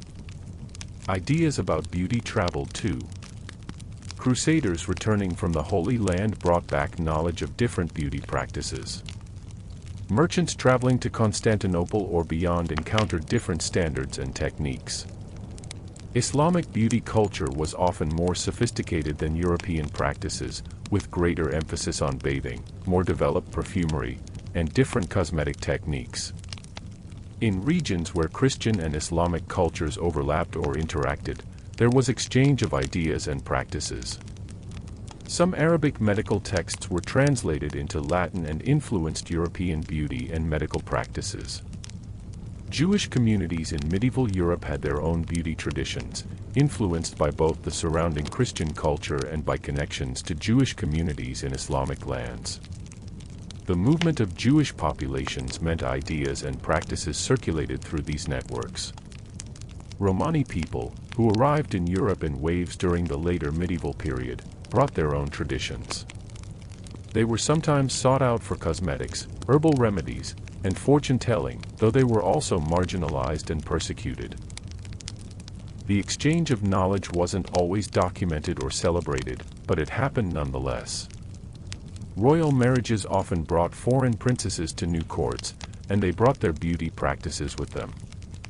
A Byzantine princess marrying a Western European king might bring Greek and Eastern beauty traditions. Over time, these could influence local practices, blending with existing customs to create new trends. Fashion generally moved from centers of power and wealth outward. What was fashionable at the royal court would eventually influence lesser nobles, then wealthy merchants, and finally filter down in simplified forms to the common people. This process took time, years or even decades, for a fashion trend to spread across society and geography. But the reverse could happen too. Folk practices from the countryside might be discovered by the wealthy and adopted. A peasant remedy for skin problems might become fashionable at court if it proved effective. Knowledge flowed in multiple directions, though power relationships certainly influenced whose knowledge was valued and adopted. The role of physicians and apothecaries in beauty culture was significant. These were the people with knowledge of herbs, chemicals, and the body. They prepared remedies and cosmetics, advised on treatments, and served as authorities on what was safe and effective, though their knowledge was limited by the scientific understanding of their time. Some physicians wrote treatises on beauty care that have survived, giving us detailed information about medieval practices. These texts combine medical theory, practical recipes, and sometimes moral advice about the appropriate pursuit of beauty. They reveal the complexity of medieval thinking about appearance, health, and virtue. Apothecary shops were important urban establishments where people could buy prepared remedies and cosmetics, or purchase ingredients to make their own. The apothecary had to maintain stocks of numerous substances, some common and some rare and expensive. The shop would have characteristic smells, herbs, spices, chemical compounds, and shelves lined with jars and containers of all sorts of substances. Going to the apothecary for beauty products was an accepted practice. There was no shame in seeking cosmetics or treatments, though there might be judgment about using them excessively or inappropriately. The apothecary could offer advice about what products to use for particular concerns and how to apply them. Some substances sold for beauty purposes were also used for other things, which could create interesting situations. White lead, so prized for pale makeup, was also used in painting and various crafts. Cinnabar had multiple uses beyond rouge. The multi-purpose nature of many substances meant that purchasing them didn't necessarily reveal what they would be used for. Quack remedies and false promises were problems even in medieval times. People claiming to have miraculous beauty treatments, potions that would restore youth or create perfect beauty, found willing customers. The lack of effective regulation meant fraudulent or useless products could be sold, and people desperate to achieve beauty ideals might be taken advantage of. Some traveling merchants specialized in cosmetics and beauty products, going from town to town with their wares. These peddlers might sell legitimate products, or they might be selling dubious concoctions. They often relied on showmanship, demonstrating their products dramatically to convince potential buyers. A peddler might apply a face cream to a volunteer and claim immediate transformation, using sleight of hand or careful lighting to make the effect seem real. Counterfeiting of expensive products occurred. A substance claimed to be genuine musk might be an inferior substitute. Pearl powder might contain no actual pearls. Buyers had to rely on reputation and trust, and mistakes could be costly. This is one reason why wealthy people often preferred to have cosmetics prepared by their own trusted apothecaries or servants, using ingredients they knew were genuine. The economics of beauty culture represented a significant market. The trade in cosmetic ingredients involved merchants, shippers, and producers across Europe and beyond. Jobs were created for those who prepared and sold these products. Wealth was spent on beauty. For some people, a significant portion of their income went to maintaining their appearance. Criticism of this spending existed. Moralists condemned the waste of money on vanity that could be used for charity or more worthy purposes. Economic treatises sometimes mentioned expenditure on cosmetics as an example of frivolous consumption that weakened household finances. Yet the spending continued, because the social and personal benefits of meeting beauty standards seemed worth the cost to those who could afford it.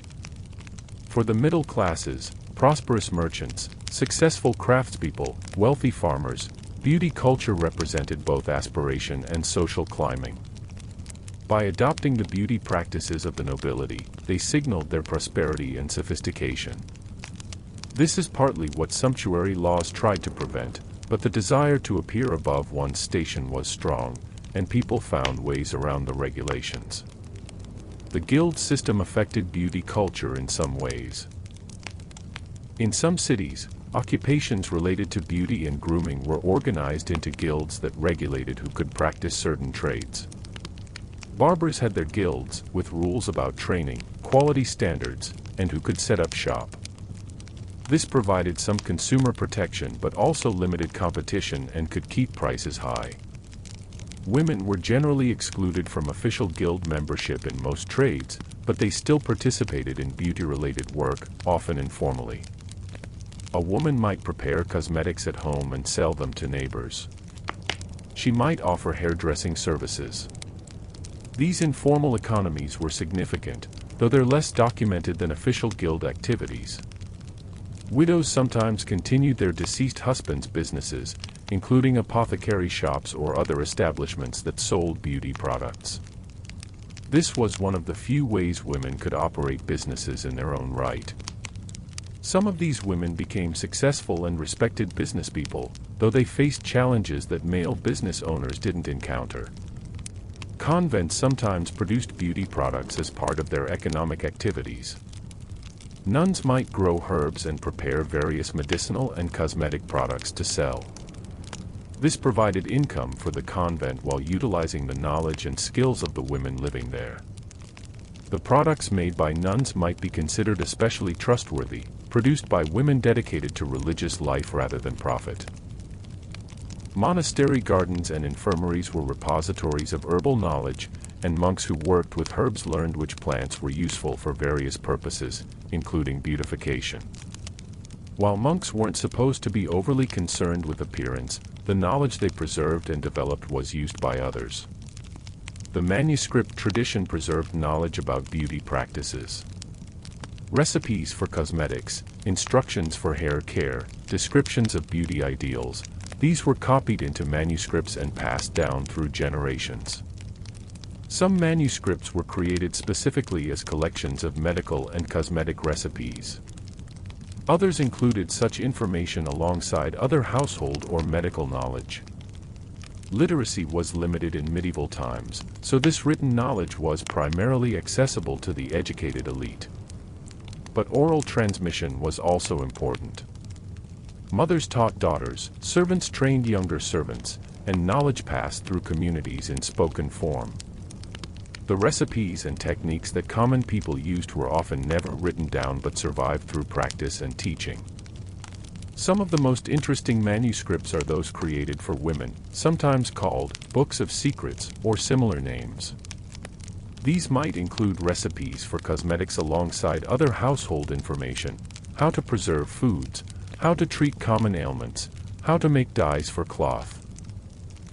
They reveal the breadth of knowledge women were expected to have about managing a household and caring for their families and themselves. The aesthetics of different regions showed variation in beauty ideals.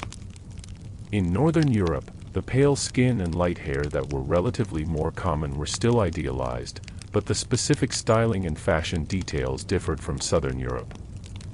In Mediterranean regions, where darker coloring was more common, the pursuit of paleness was perhaps even more intense, as it represented a greater departure from the natural baseline. Eastern Europe had its own traditions, influenced by Byzantine culture and, in later medieval periods, by increasing contact with Slavic peoples and eventually Ottoman expansion. The beauty ideals and practices in these regions blended local traditions with influences from both Western Europe and the East. In the British Isles, Celtic traditions mingled with Anglo-Saxon and Norman influences, creating unique local variations in beauty culture. Ireland, Scotland, Wales, and England each had their own customs, though they also shared common elements. The survival of pre-Christian Celtic traditions influenced some beauty practices, particularly the use of certain plants and the meanings attached to them. Scandinavia maintained some distinctive practices rooted in Norse traditions, even as Christianity and connections to the rest of Europe brought shared elements. The emphasis on cleanliness and the tradition of saunas or steam baths meant that Scandinavians might bathe more frequently than people in some other regions, following older cultural patterns. The Iberian Peninsula, with its mix of Christian, Islamic, and Jewish populations for much of the medieval period, was particularly cosmopolitan in beauty culture. The Islamic regions of Al-Andalus had sophisticated beauty practices, and even after the Christian reconquest, these influences persisted. Spanish beauty culture often led European fashion, perhaps because of this rich mixing of traditions. Italy, fragmented into numerous city-states and kingdoms, showed regional variation but was also generally at the forefront of fashion and beauty culture, particularly in wealthy trading cities like Venice, Florence, and Genoa. The eventual Renaissance bloomed first in Italy, and even in the late medieval period, Italian fashion and beauty practices were influential across Europe. The role of the Catholic Church as a unifying force across Europe meant that some aspects of culture, including ideas about the body and appropriate appearance, had commonalities across regions. But the Church itself was not monolithic, and local practices and interpretations varied.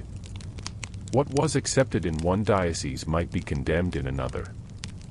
Pilgrimage was a common practice in medieval Christianity, and pilgrims traveled long distances to visit holy sites. These journeys exposed people to different regions and their customs, including beauty practices. A pilgrim from England traveling to Rome or even to Santiago de Compostela in Spain would encounter different fashions and practices along the way. Some pilgrims returned with new ideas about appearance that they introduced to their home communities. Crusades, though primarily military and religious enterprises, also involved cultural exchange. Crusaders spent years in the Middle East and encountered different standards of cleanliness, different cosmetics, different practices. Some brought these ideas back to Europe. The returning crusader was often a figure who had been transformed by his experiences, and sometimes that included his attitudes toward personal care and appearance. Trade fairs were important events where merchants from different regions gathered. These weren't just economic events but also social and cultural occasions. Fashion and beauty trends could spread through these gatherings as people saw what others were wearing and doing. A merchant from the north might observe southern styles and adopt them or introduce them back home. Universities, which developed during the medieval period, brought together scholars from across Europe. While these were male institutions focused on learning rather than fashion, they still served as places where ideas circulated, including medical and philosophical ideas about the body that influenced beauty culture. Courts were perhaps the most important sites for the development and spread of fashion and beauty culture. A royal court was where nobles gathered, where fashion was on display, where trends were set. A particularly powerful or prestigious court could influence fashion across a wide area. The French court, the Burgundian court, the English court at different periods, these were places where what was considered beautiful and fashionable was defined. Royal women were especially important as trendsetters. A queen or princess whose appearance was particularly admired might find her style copied by other women. If she favored a particular hairstyle, cosmetic, or fashion, others would adopt it. Queens also brought beauty practices from their home countries when they married foreign kings, introducing new ideas. Royal beauty had political dimensions. A beautiful queen reflected well on the king and the kingdom. Royal marriages were political alliances, and the appearance of the bride was important. When a princess was sent to marry a foreign prince, enormous effort went into ensuring she appeared as beautiful as possible, as she represented her home country. Portraits of royalty and nobles were propaganda as much as art. They showed idealized versions of their subjects, beautiful and impressive. These portraits circulated through copies and influenced people's ideas about how nobility should look. People who had never seen the king or queen in person formed impressions from these images, and those impressions shaped beauty ideals. The connection between beauty and power was explicit in medieval thinking. Beauty was a sign of divine favor, of noble birth, of virtue. Conversely, ugliness could be associated with evil, low birth, or sin. This wasn't universally true. There were stories of beautiful villains and ugly saints, but it was a common pattern in medieval thought. Physical appearance was believed to reflect inner character. The pseudoscience of physiognomy, which claimed to read character from facial features and body type, was taken seriously. Certain features were associated with certain personality traits. A prominent forehead suggested intelligence. Wide-set eyes suggested honesty. Small lips suggested modesty. Whether people actually believed these associations or simply used them as a convenient framework is unclear, but they influenced how appearance was interpreted. This meant that beautification wasn't just about vanity, it was about presenting oneself as virtuous, capable, and worthy. Making oneself beautiful was, in a sense, making oneself good, or at least appearing good, which in a society where reputation mattered enormously, was almost the same thing. The concept of courtly love, which developed in medieval culture, placed the beautiful lady on a pedestal as an object of devotion. Knights and poets celebrated female beauty in elaborate terms, describing the perfect beloved in conventional phrases that emphasized paleness, golden hair, red lips, white teeth, bright eyes. These literary descriptions both reflected and reinforced beauty standards. The lady in courtly love tradition was often described in terms that seem exaggerated or artificial to us: her skin like snow, her lips like roses, her hair like gold thread, her body like ivory. But these metaphors weren't just poetic fancy. They described the actual beauty ideals that women tried to achieve through cosmetics and grooming. The white lead makeup was meant to create skin like snow. Hair bleaching aimed for hair like gold. Male beauty was described in similar terms in literature, though perhaps less frequently. The handsome knight or noble youth had specific characteristics, strong but graceful, with regular features and an overall impression of nobility. Physical prowess was part of male beauty, the ability to fight well, ride well, dance well. Beauty and ability were intertwined in the masculine ideal. As the medieval period progressed into its later centuries, beauty culture generally became more elaborate and extreme. The 14th and 15th centuries saw some of the most striking fashion innovations: the very high foreheads created by extensive hair plucking, the elaborate headdresses, the extremely pointed shoes. This trend toward elaboration might have been driven by increasing wealth, more sophisticated trade networks bringing exotic ingredients, or simply the internal logic of fashion, which tends to push boundaries. The Black Death in the mid-14th century disrupted society profoundly, and it affected beauty culture too. The massive population loss meant labor shortages, which gave common people more economic power. Sumptuary laws became harder to enforce as newly prosperous merchants and craftspeople adopted noble fashions.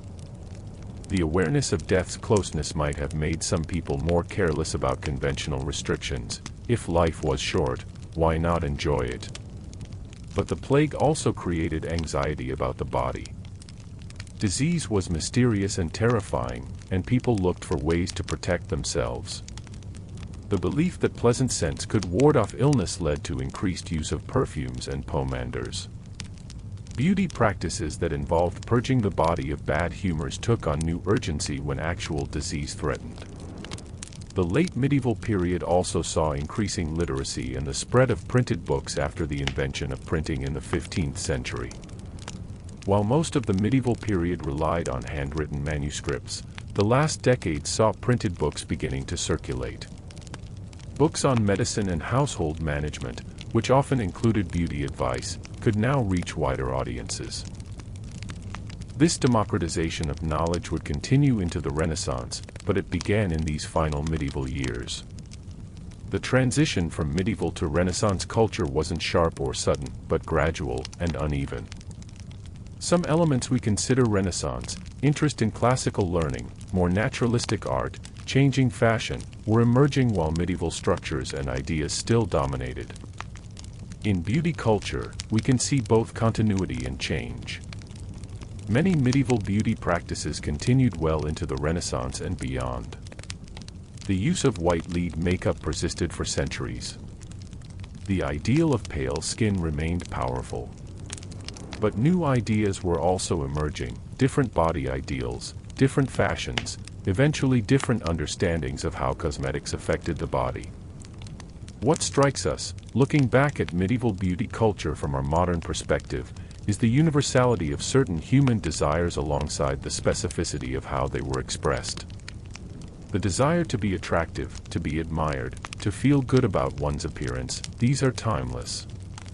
But the specific ways medieval people pursued these goals, the standards they tried to meet, the practices they undertook, these are products of their particular time and place.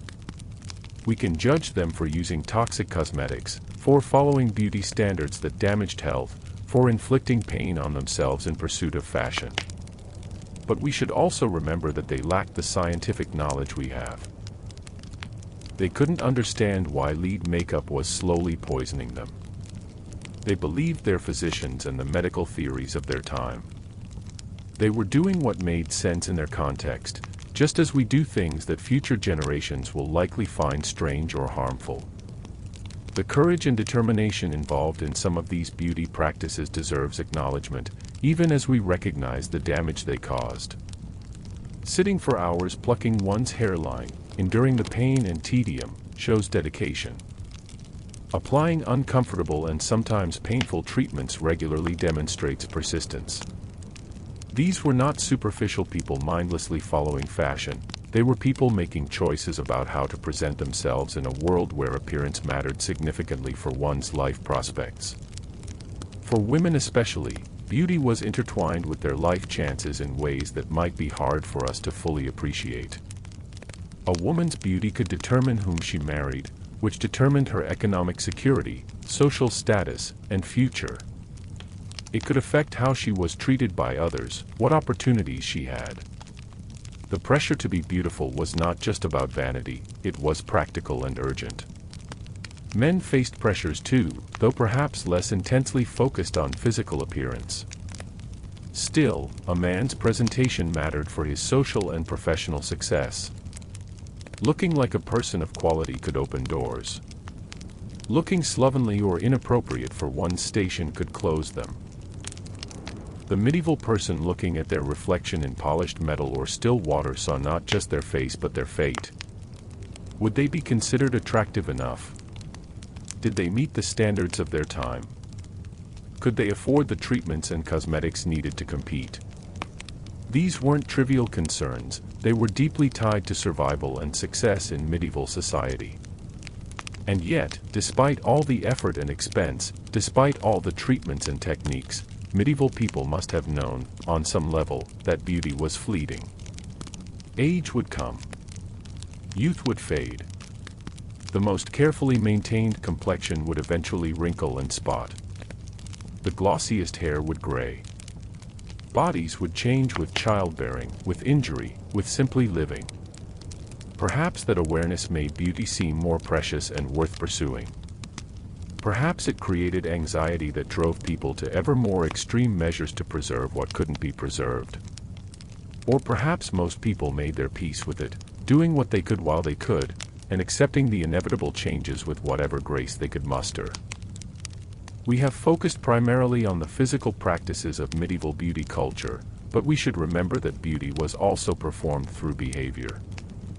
Grace of movement, elegant gestures, refined speech, cultivated manners, all of these were part of being beautiful in the medieval sense. A woman might have a perfectly pale face and golden hair, but if she moved awkwardly or spoke coarsely, her beauty was compromised. Training in proper behavior began young for those of the noble classes. Children learned how to move gracefully, how to sit properly, how to gesture elegantly. Dancing was important, as it displayed grace and coordination. Girls learned needlework partly for the practical skill but also because it trained fine motor control and patience, creating the delicate hand movements considered feminine and attractive. Posture was significant. Slouching was unattractive and inappropriate. The proper carriage required a straight back, head held high, movements that were controlled and deliberate rather than hasty or awkward. This wasn't just about appearing beautiful, it was about demonstrating self-control and dignity. The voice was part of beauty too. Women's voices were expected to be soft and pleasant. Loud or harsh voices were considered unfeminine. Men's voices should be clear and strong but also controlled, never shouting except in battle or other appropriate contexts. Laughter should be restrained and musical, not raucous or coarse. Table manners were crucial, as dining was a social activity where one was observed. Eating delicately, handling food properly, drinking gracefully from shared cups, all of these were part of presenting oneself as cultured and attractive. Handbooks on manners gave detailed instructions on proper behavior at table, showing how important this was considered. The integration of physical beauty with behavioral grace created an ideal that was difficult to achieve. It wasn't enough to have a beautiful face, one needed to present the entire package of beauty. This made beauty culture even more demanding, as it required constant vigilance about not just appearance but every aspect of self-presentation. The exhaustion this must have caused is worth considering. The constant awareness of being observed, the need to maintain appearance and behavior at all times, the pressure to never relax into natural, unguarded existence, This was the reality for people who lived in environments where they were always on display, particularly in noble courts. Even in more private settings, the work of beauty continued. Nighttime routines might involve applying treatments to the skin or hair that would work overnight. Sleep itself might be compromised by uncomfortable beauty practices, sleeping with the head elevated to prevent facial swelling, or with the hair wrapped in cloth or treatments, or in positions that wouldn't disturb carefully arranged hairstyles that took hours to create. The modern idea of casual comfort was largely foreign to medieval beauty culture, at least for those participating in it fully. There was always another treatment to apply, another practice to undertake, another standard to meet. The work of beauty was never finished. Yet people found moments of relief and authenticity. In private, with trusted companions, away from the gaze of society, people could presumably relax somewhat. A woman might wash off her makeup and let her face breathe. She might take down her elaborate hairstyle and simply braid it simply for sleep. A man might dispense with formal clothing and wear comfortable garments. These private moments of relief must have been precious. They were times when one could exist without the performance of beauty, without the constant maintenance and display. The fact that such moments were limited and private shows how pervasive beauty culture was in medieval life. Illness or injury could force a break from beauty practices, though this came with its own anxieties. If one couldn't maintain appearance during sickness, there was concern about whether beauty could be recovered afterward. Some illnesses, particularly those that affected the skin like smallpox, could permanently damage appearance, which was devastating in a culture that valued beauty so highly. The scars left by smallpox, which was endemic in medieval times, were common disfigurements. Pock marks on the face couldn't be removed, only covered with heavy makeup or patches. This disease democratized disfigurement in a way, it struck all classes, and even the wealthy and powerful could be marked by it.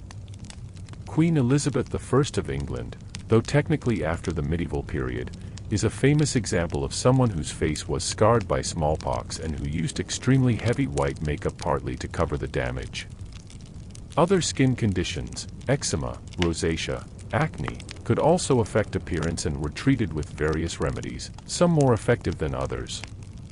The understanding of skin health was limited, so treatments were often hit or miss. Some herbal preparations probably helped, having genuine anti-inflammatory or antibacterial properties. Others probably did nothing or made things worse. Scarring from injuries was another reality. In a world without modern surgery or antibiotics, even relatively minor wounds could become infected and heal poorly. Scars on visible skin, particularly the face, were marks that couldn't be hidden easily. For women, facial scars were considered disfiguring. For men, some scars might be acceptable or even admirable if they came from honorable combat, but even men preferred to avoid visible scarring when possible. Burns were a particular danger in an era of open fires, candles, and primitive cooking equipment. Many people bore burn scars, and these could be extensive and disfiguring. The treatments available for burns were limited, and bad scarring was common. This must have caused enormous distress for people whose appearance was damaged. Dental problems, which we discussed earlier, could also affect facial appearance. Missing teeth changed the shape of the face, causing sagging and altering proportions. Abscessed teeth could cause swelling and disfigurement. Yet there was little that could be done beyond extracting bad teeth, which created its own problems for appearance. The reality is that many medieval people, perhaps most, carried visible marks of illness, injury, or simply the hard conditions of life. Perfect beauty was rare, which perhaps made it more prized but also meant that most people were working with imperfect raw materials, trying to approximate ideals they couldn't fully achieve. This brings us to an important point. While we've been discussing beauty culture and the pursuit of ideals, we should remember that most medieval people didn't look like the ideals. The beautiful lady or handsome knight described in poetry and depicted in art were aspirational images, not typical reality. Most people were shorter, thinner or heavier than ideal, marked by work or weather or illness, unable to afford expensive cosmetics or treatments. Yet life went on.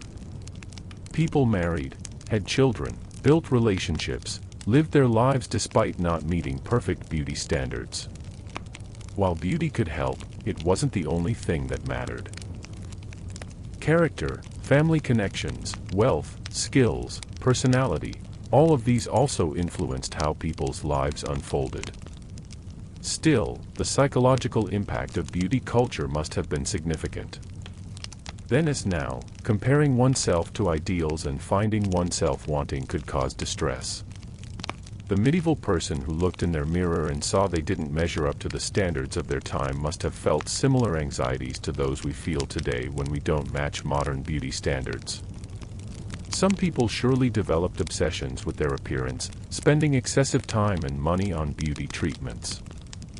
Others might have given up, deciding that they couldn't or wouldn't try to meet the standards. Most probably fell somewhere in between, doing what they could manage and trying not to worry too much about the rest. There were certainly medieval people who questioned beauty standards, who thought the pursuit of beauty was foolish or harmful, who chose not to participate. We've mentioned religious women who rejected beauty culture as part of their vocations.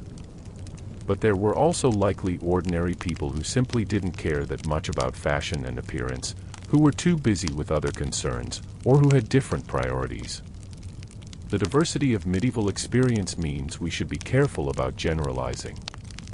What we've been discussing represents ideals and practices among certain groups, particularly the wealthy and fashionable. But medieval Europe was vast and varied, spanning 1,000 years and many different cultures and regions. Not everyone participated in beauty culture to the same degree or in the same ways. Rural peasants living far from cities and courts likely had simpler beauty practices and different standards than urban elites. Elderly people had different concerns than young people. Those in religious vocations had different relationships with appearance than those in secular life. Merchants had different needs than knights. Individual personality and preference created variation too. Yet certain themes recur across this variation: the value placed on beauty, the connection between appearance and social status, the willingness to endure discomfort for aesthetic goals, the use of cosmetics and treatments to enhance appearance. These seem to be constants in medieval beauty culture despite all the variations in specific practices. As we come toward the close of our exploration, let's take a moment to reflect on what we've learned about medieval beauty culture and what it tells us about the medieval world and about human nature more broadly. Medieval beauty culture reveals a society deeply concerned with hierarchy and status, where appearance was a crucial marker of one's place in the social order. It shows us people who were creative and persistent in pursuing their goals, developing complex techniques and recipes with limited resources and knowledge. It demonstrates both the best and worst of human nature, the artistry and care people brought to beautification, and the suffering they were willing to endure or inflict on themselves. We see in medieval beauty practices the universal human desire for control over our bodies, our appearance, how we're perceived by others. We see anxiety about aging, about inadequacy, about not measuring up. We see competition for mates, for status, for approval. These are timeless human concerns, expressed through the specific practices and standards of medieval culture. We also see the power of social pressure and cultural norms. Medieval people used toxic cosmetics not because they were foolish or ignorant, though their knowledge was limited by the science of their time, but because the social benefits of meeting beauty standards seemed worth the costs. Beauty culture provided frameworks for understanding the body and appearance, for making sense of how one should present oneself to the world. The medical theories underlying many beauty practices show us how people tried to understand their bodies with the knowledge available to them. The theory of humors might seem nonsensical to us now, but it provided a coherent framework for medieval people, explaining health, illness, personality, and appearance in integrated terms. Beauty practices that seem bizarre make sense within that framework.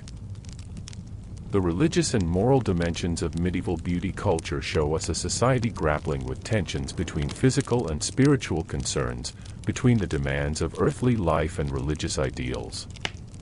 The body was both God's creation and sinful flesh, both requiring care and potentially leading to vanity.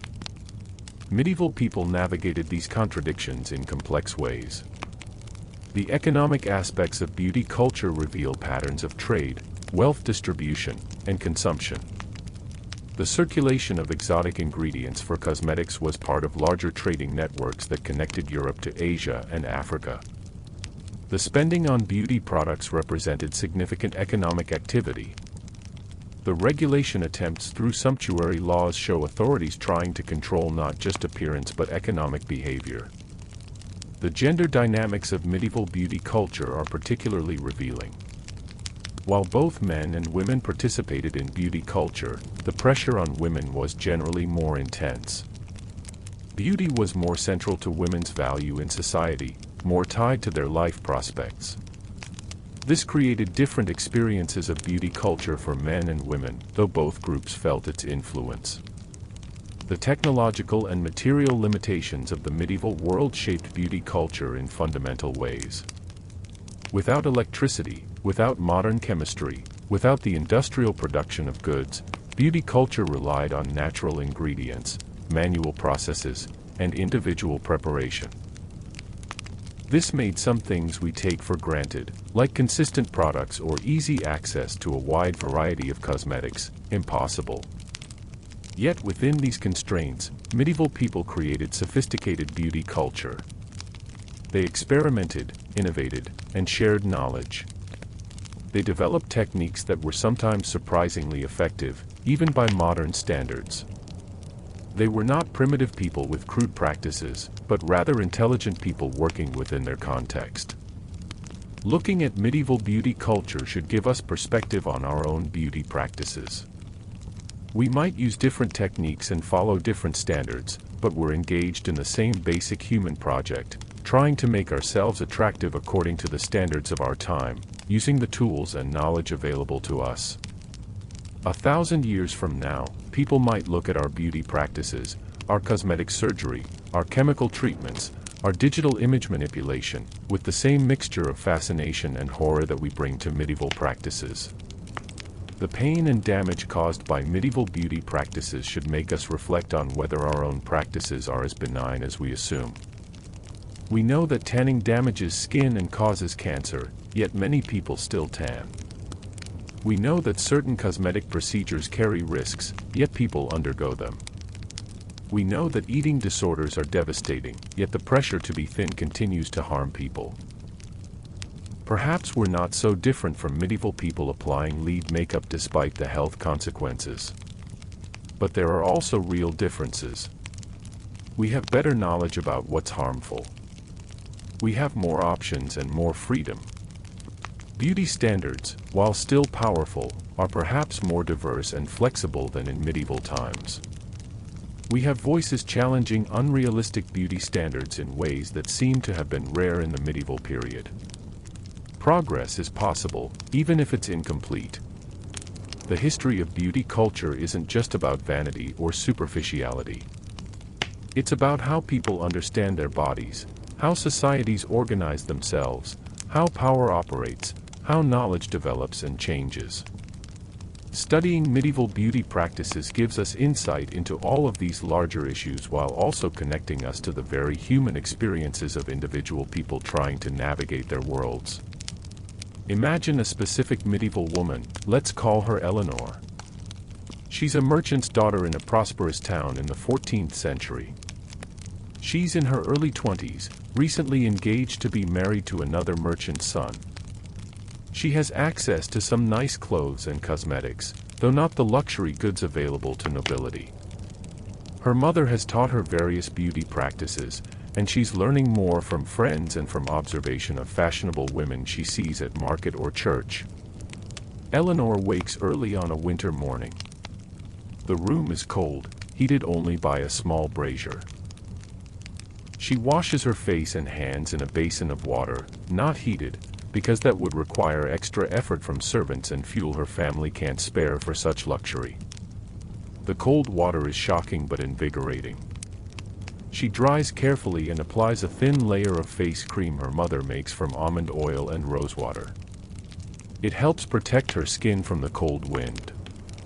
She combs her hair, which she washed 3 days ago and which is still reasonably clean.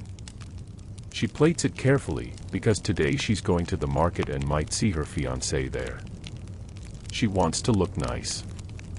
She pins the plaits up and covers them with a simple veil, as married and betrothed women should. She wishes she could lighten her brown hair to fashionable blonde, but the process is expensive and time-consuming. Maybe after she's married, if her husband prospers.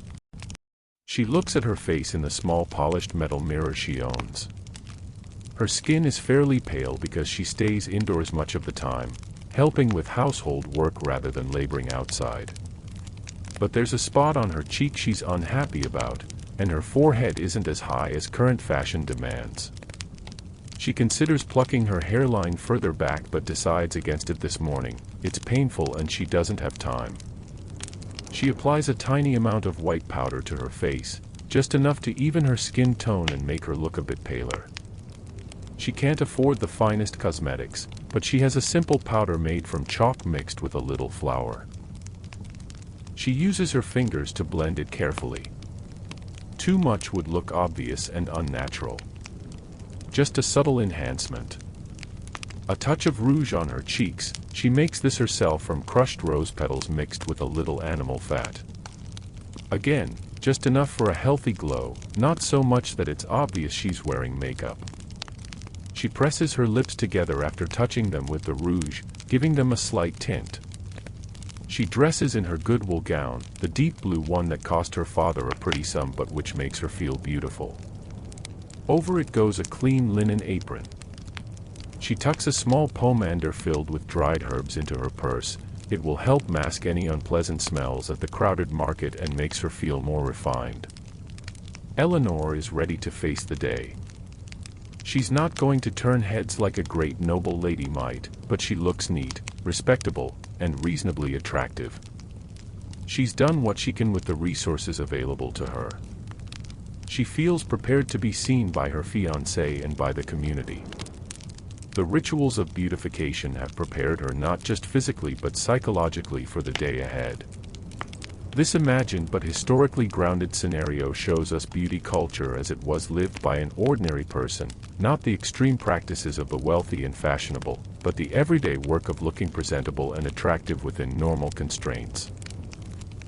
This was probably closer to most medieval people's experience of beauty culture than the elaborate routines of queens and nobles. Eleanor's story could be multiplied by millions, each medieval person with their own relationship to beauty culture, their own practices and concerns, their own moments of looking in the mirror and hoping they looked acceptable. Each one fully human, experiencing anxieties and satisfactions we can understand across the centuries. And now, as our journey through medieval beauty culture comes to its close, we can perhaps feel a connection to these long-ago people. They were different from us in many ways, living in a world we can barely imagine. But in their desire to be beautiful, in their efforts to meet the standards of their time, in their hopes that improving their appearance might improve their lives, they were fundamentally like us. The specific practices have changed. We don't apply white lead to our faces or pluck our hairlines back inches, but the underlying human concerns remain. We still look in mirrors and judge what we see. We still pursue beauty standards set by our culture. We still hope that looking good will help us in love, in work, in life. We still spend time and money on our appearance. We still sometimes suffer for beauty. Understanding medieval beauty culture gives us historical perspective, showing us that beauty standards are constructed and change over time. What seems natural and obviously beautiful to us is actually specific to our culture and era, just as medieval standards were specific to theirs. This knowledge might free us somewhat from the tyranny of current beauty standards, helping us see them as one possibility among many rather than as absolute truth.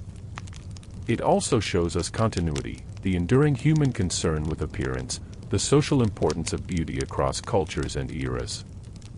Beauty culture isn't just modern vanity but part of the human experience across time. Recognizing this can help us have compassion both for medieval people and for ourselves as we navigate beauty culture in our own time. As you drift towards sleep, perhaps you can let go of some of your own concerns about appearance. The medieval people we've spent this time with have been gone for centuries, their beauty faded, their anxieties resolved in the only way that ultimately resolves all such concerns, through the passage of time. Their lives were lived, their beauty whatever it was existed for a moment, and then they passed on. We are in the same stream, the same flow of time. Our beauty, whatever we have of it, is temporary. The standards we try to meet will change. Future generations will look at us the way we look at medieval people, with curiosity, perhaps judgment, hopefully some understanding and compassion. In this moment, as you rest, you can let go of the work of beauty. You can simply exist, without enhancement or performance, without trying to meet any standard. The medieval people have taught us about the constancy of beauty culture, but they can also, by their example, teach us about its ultimate futility. All their efforts, all their pain, all their striving, it's gone now, dust and memory. What remains are the human stories, the connections we can feel across time. A woman in the 14th century looking in her mirror, hoping she looked pretty, is reaching across the centuries to us. We understand her because we felt the same hope, the same anxiety. That understanding, that human connection, matters more than whether her forehead was high enough or her skin pale enough. So rest now. Let the medieval world fade back into history. Let the women with their plucked foreheads and white-lead faces, the men with their dyed beards and perfumed gloves, all of them recede into the gentle darkness of the past. They've shared their stories with us. We've walked with them through their beauty rituals, their anxieties and aspirations. Now we can let them rest, and we can rest too. Beauty fades, but humanity endures. Standards change, but the human heart remains recognizable across time. Medieval people hoped and worried and tried their best, just as we do. They lived in their moment, as we live in ours. Their moment has passed, and one day ours will too. But for now, in this quiet space, we can simply be, neither beautiful nor ugly, neither succeeding nor failing at meeting standards, but simply existing, breathing, resting. The gentle rhythms of history continue. Generations rise and fall like waves on a shore. Beauty culture transforms and persists, forever old and forever new. And through it all, human beings continue to look at their reflections, to wonder if they're enough, to try to make themselves a little better, a little more beautiful, a little more worthy of love and admiration. May you rest peacefully, free for this moment from all such concerns, connected through the vast expanse of time to all the humans who have rested before you, all who have wondered about their appearance and then let it go in sleep, in death, in the simple peace of not performing for a while. The medieval world and our world and all the worlds to come are connected in this basic human experience of rest and release. Sleep well, friend.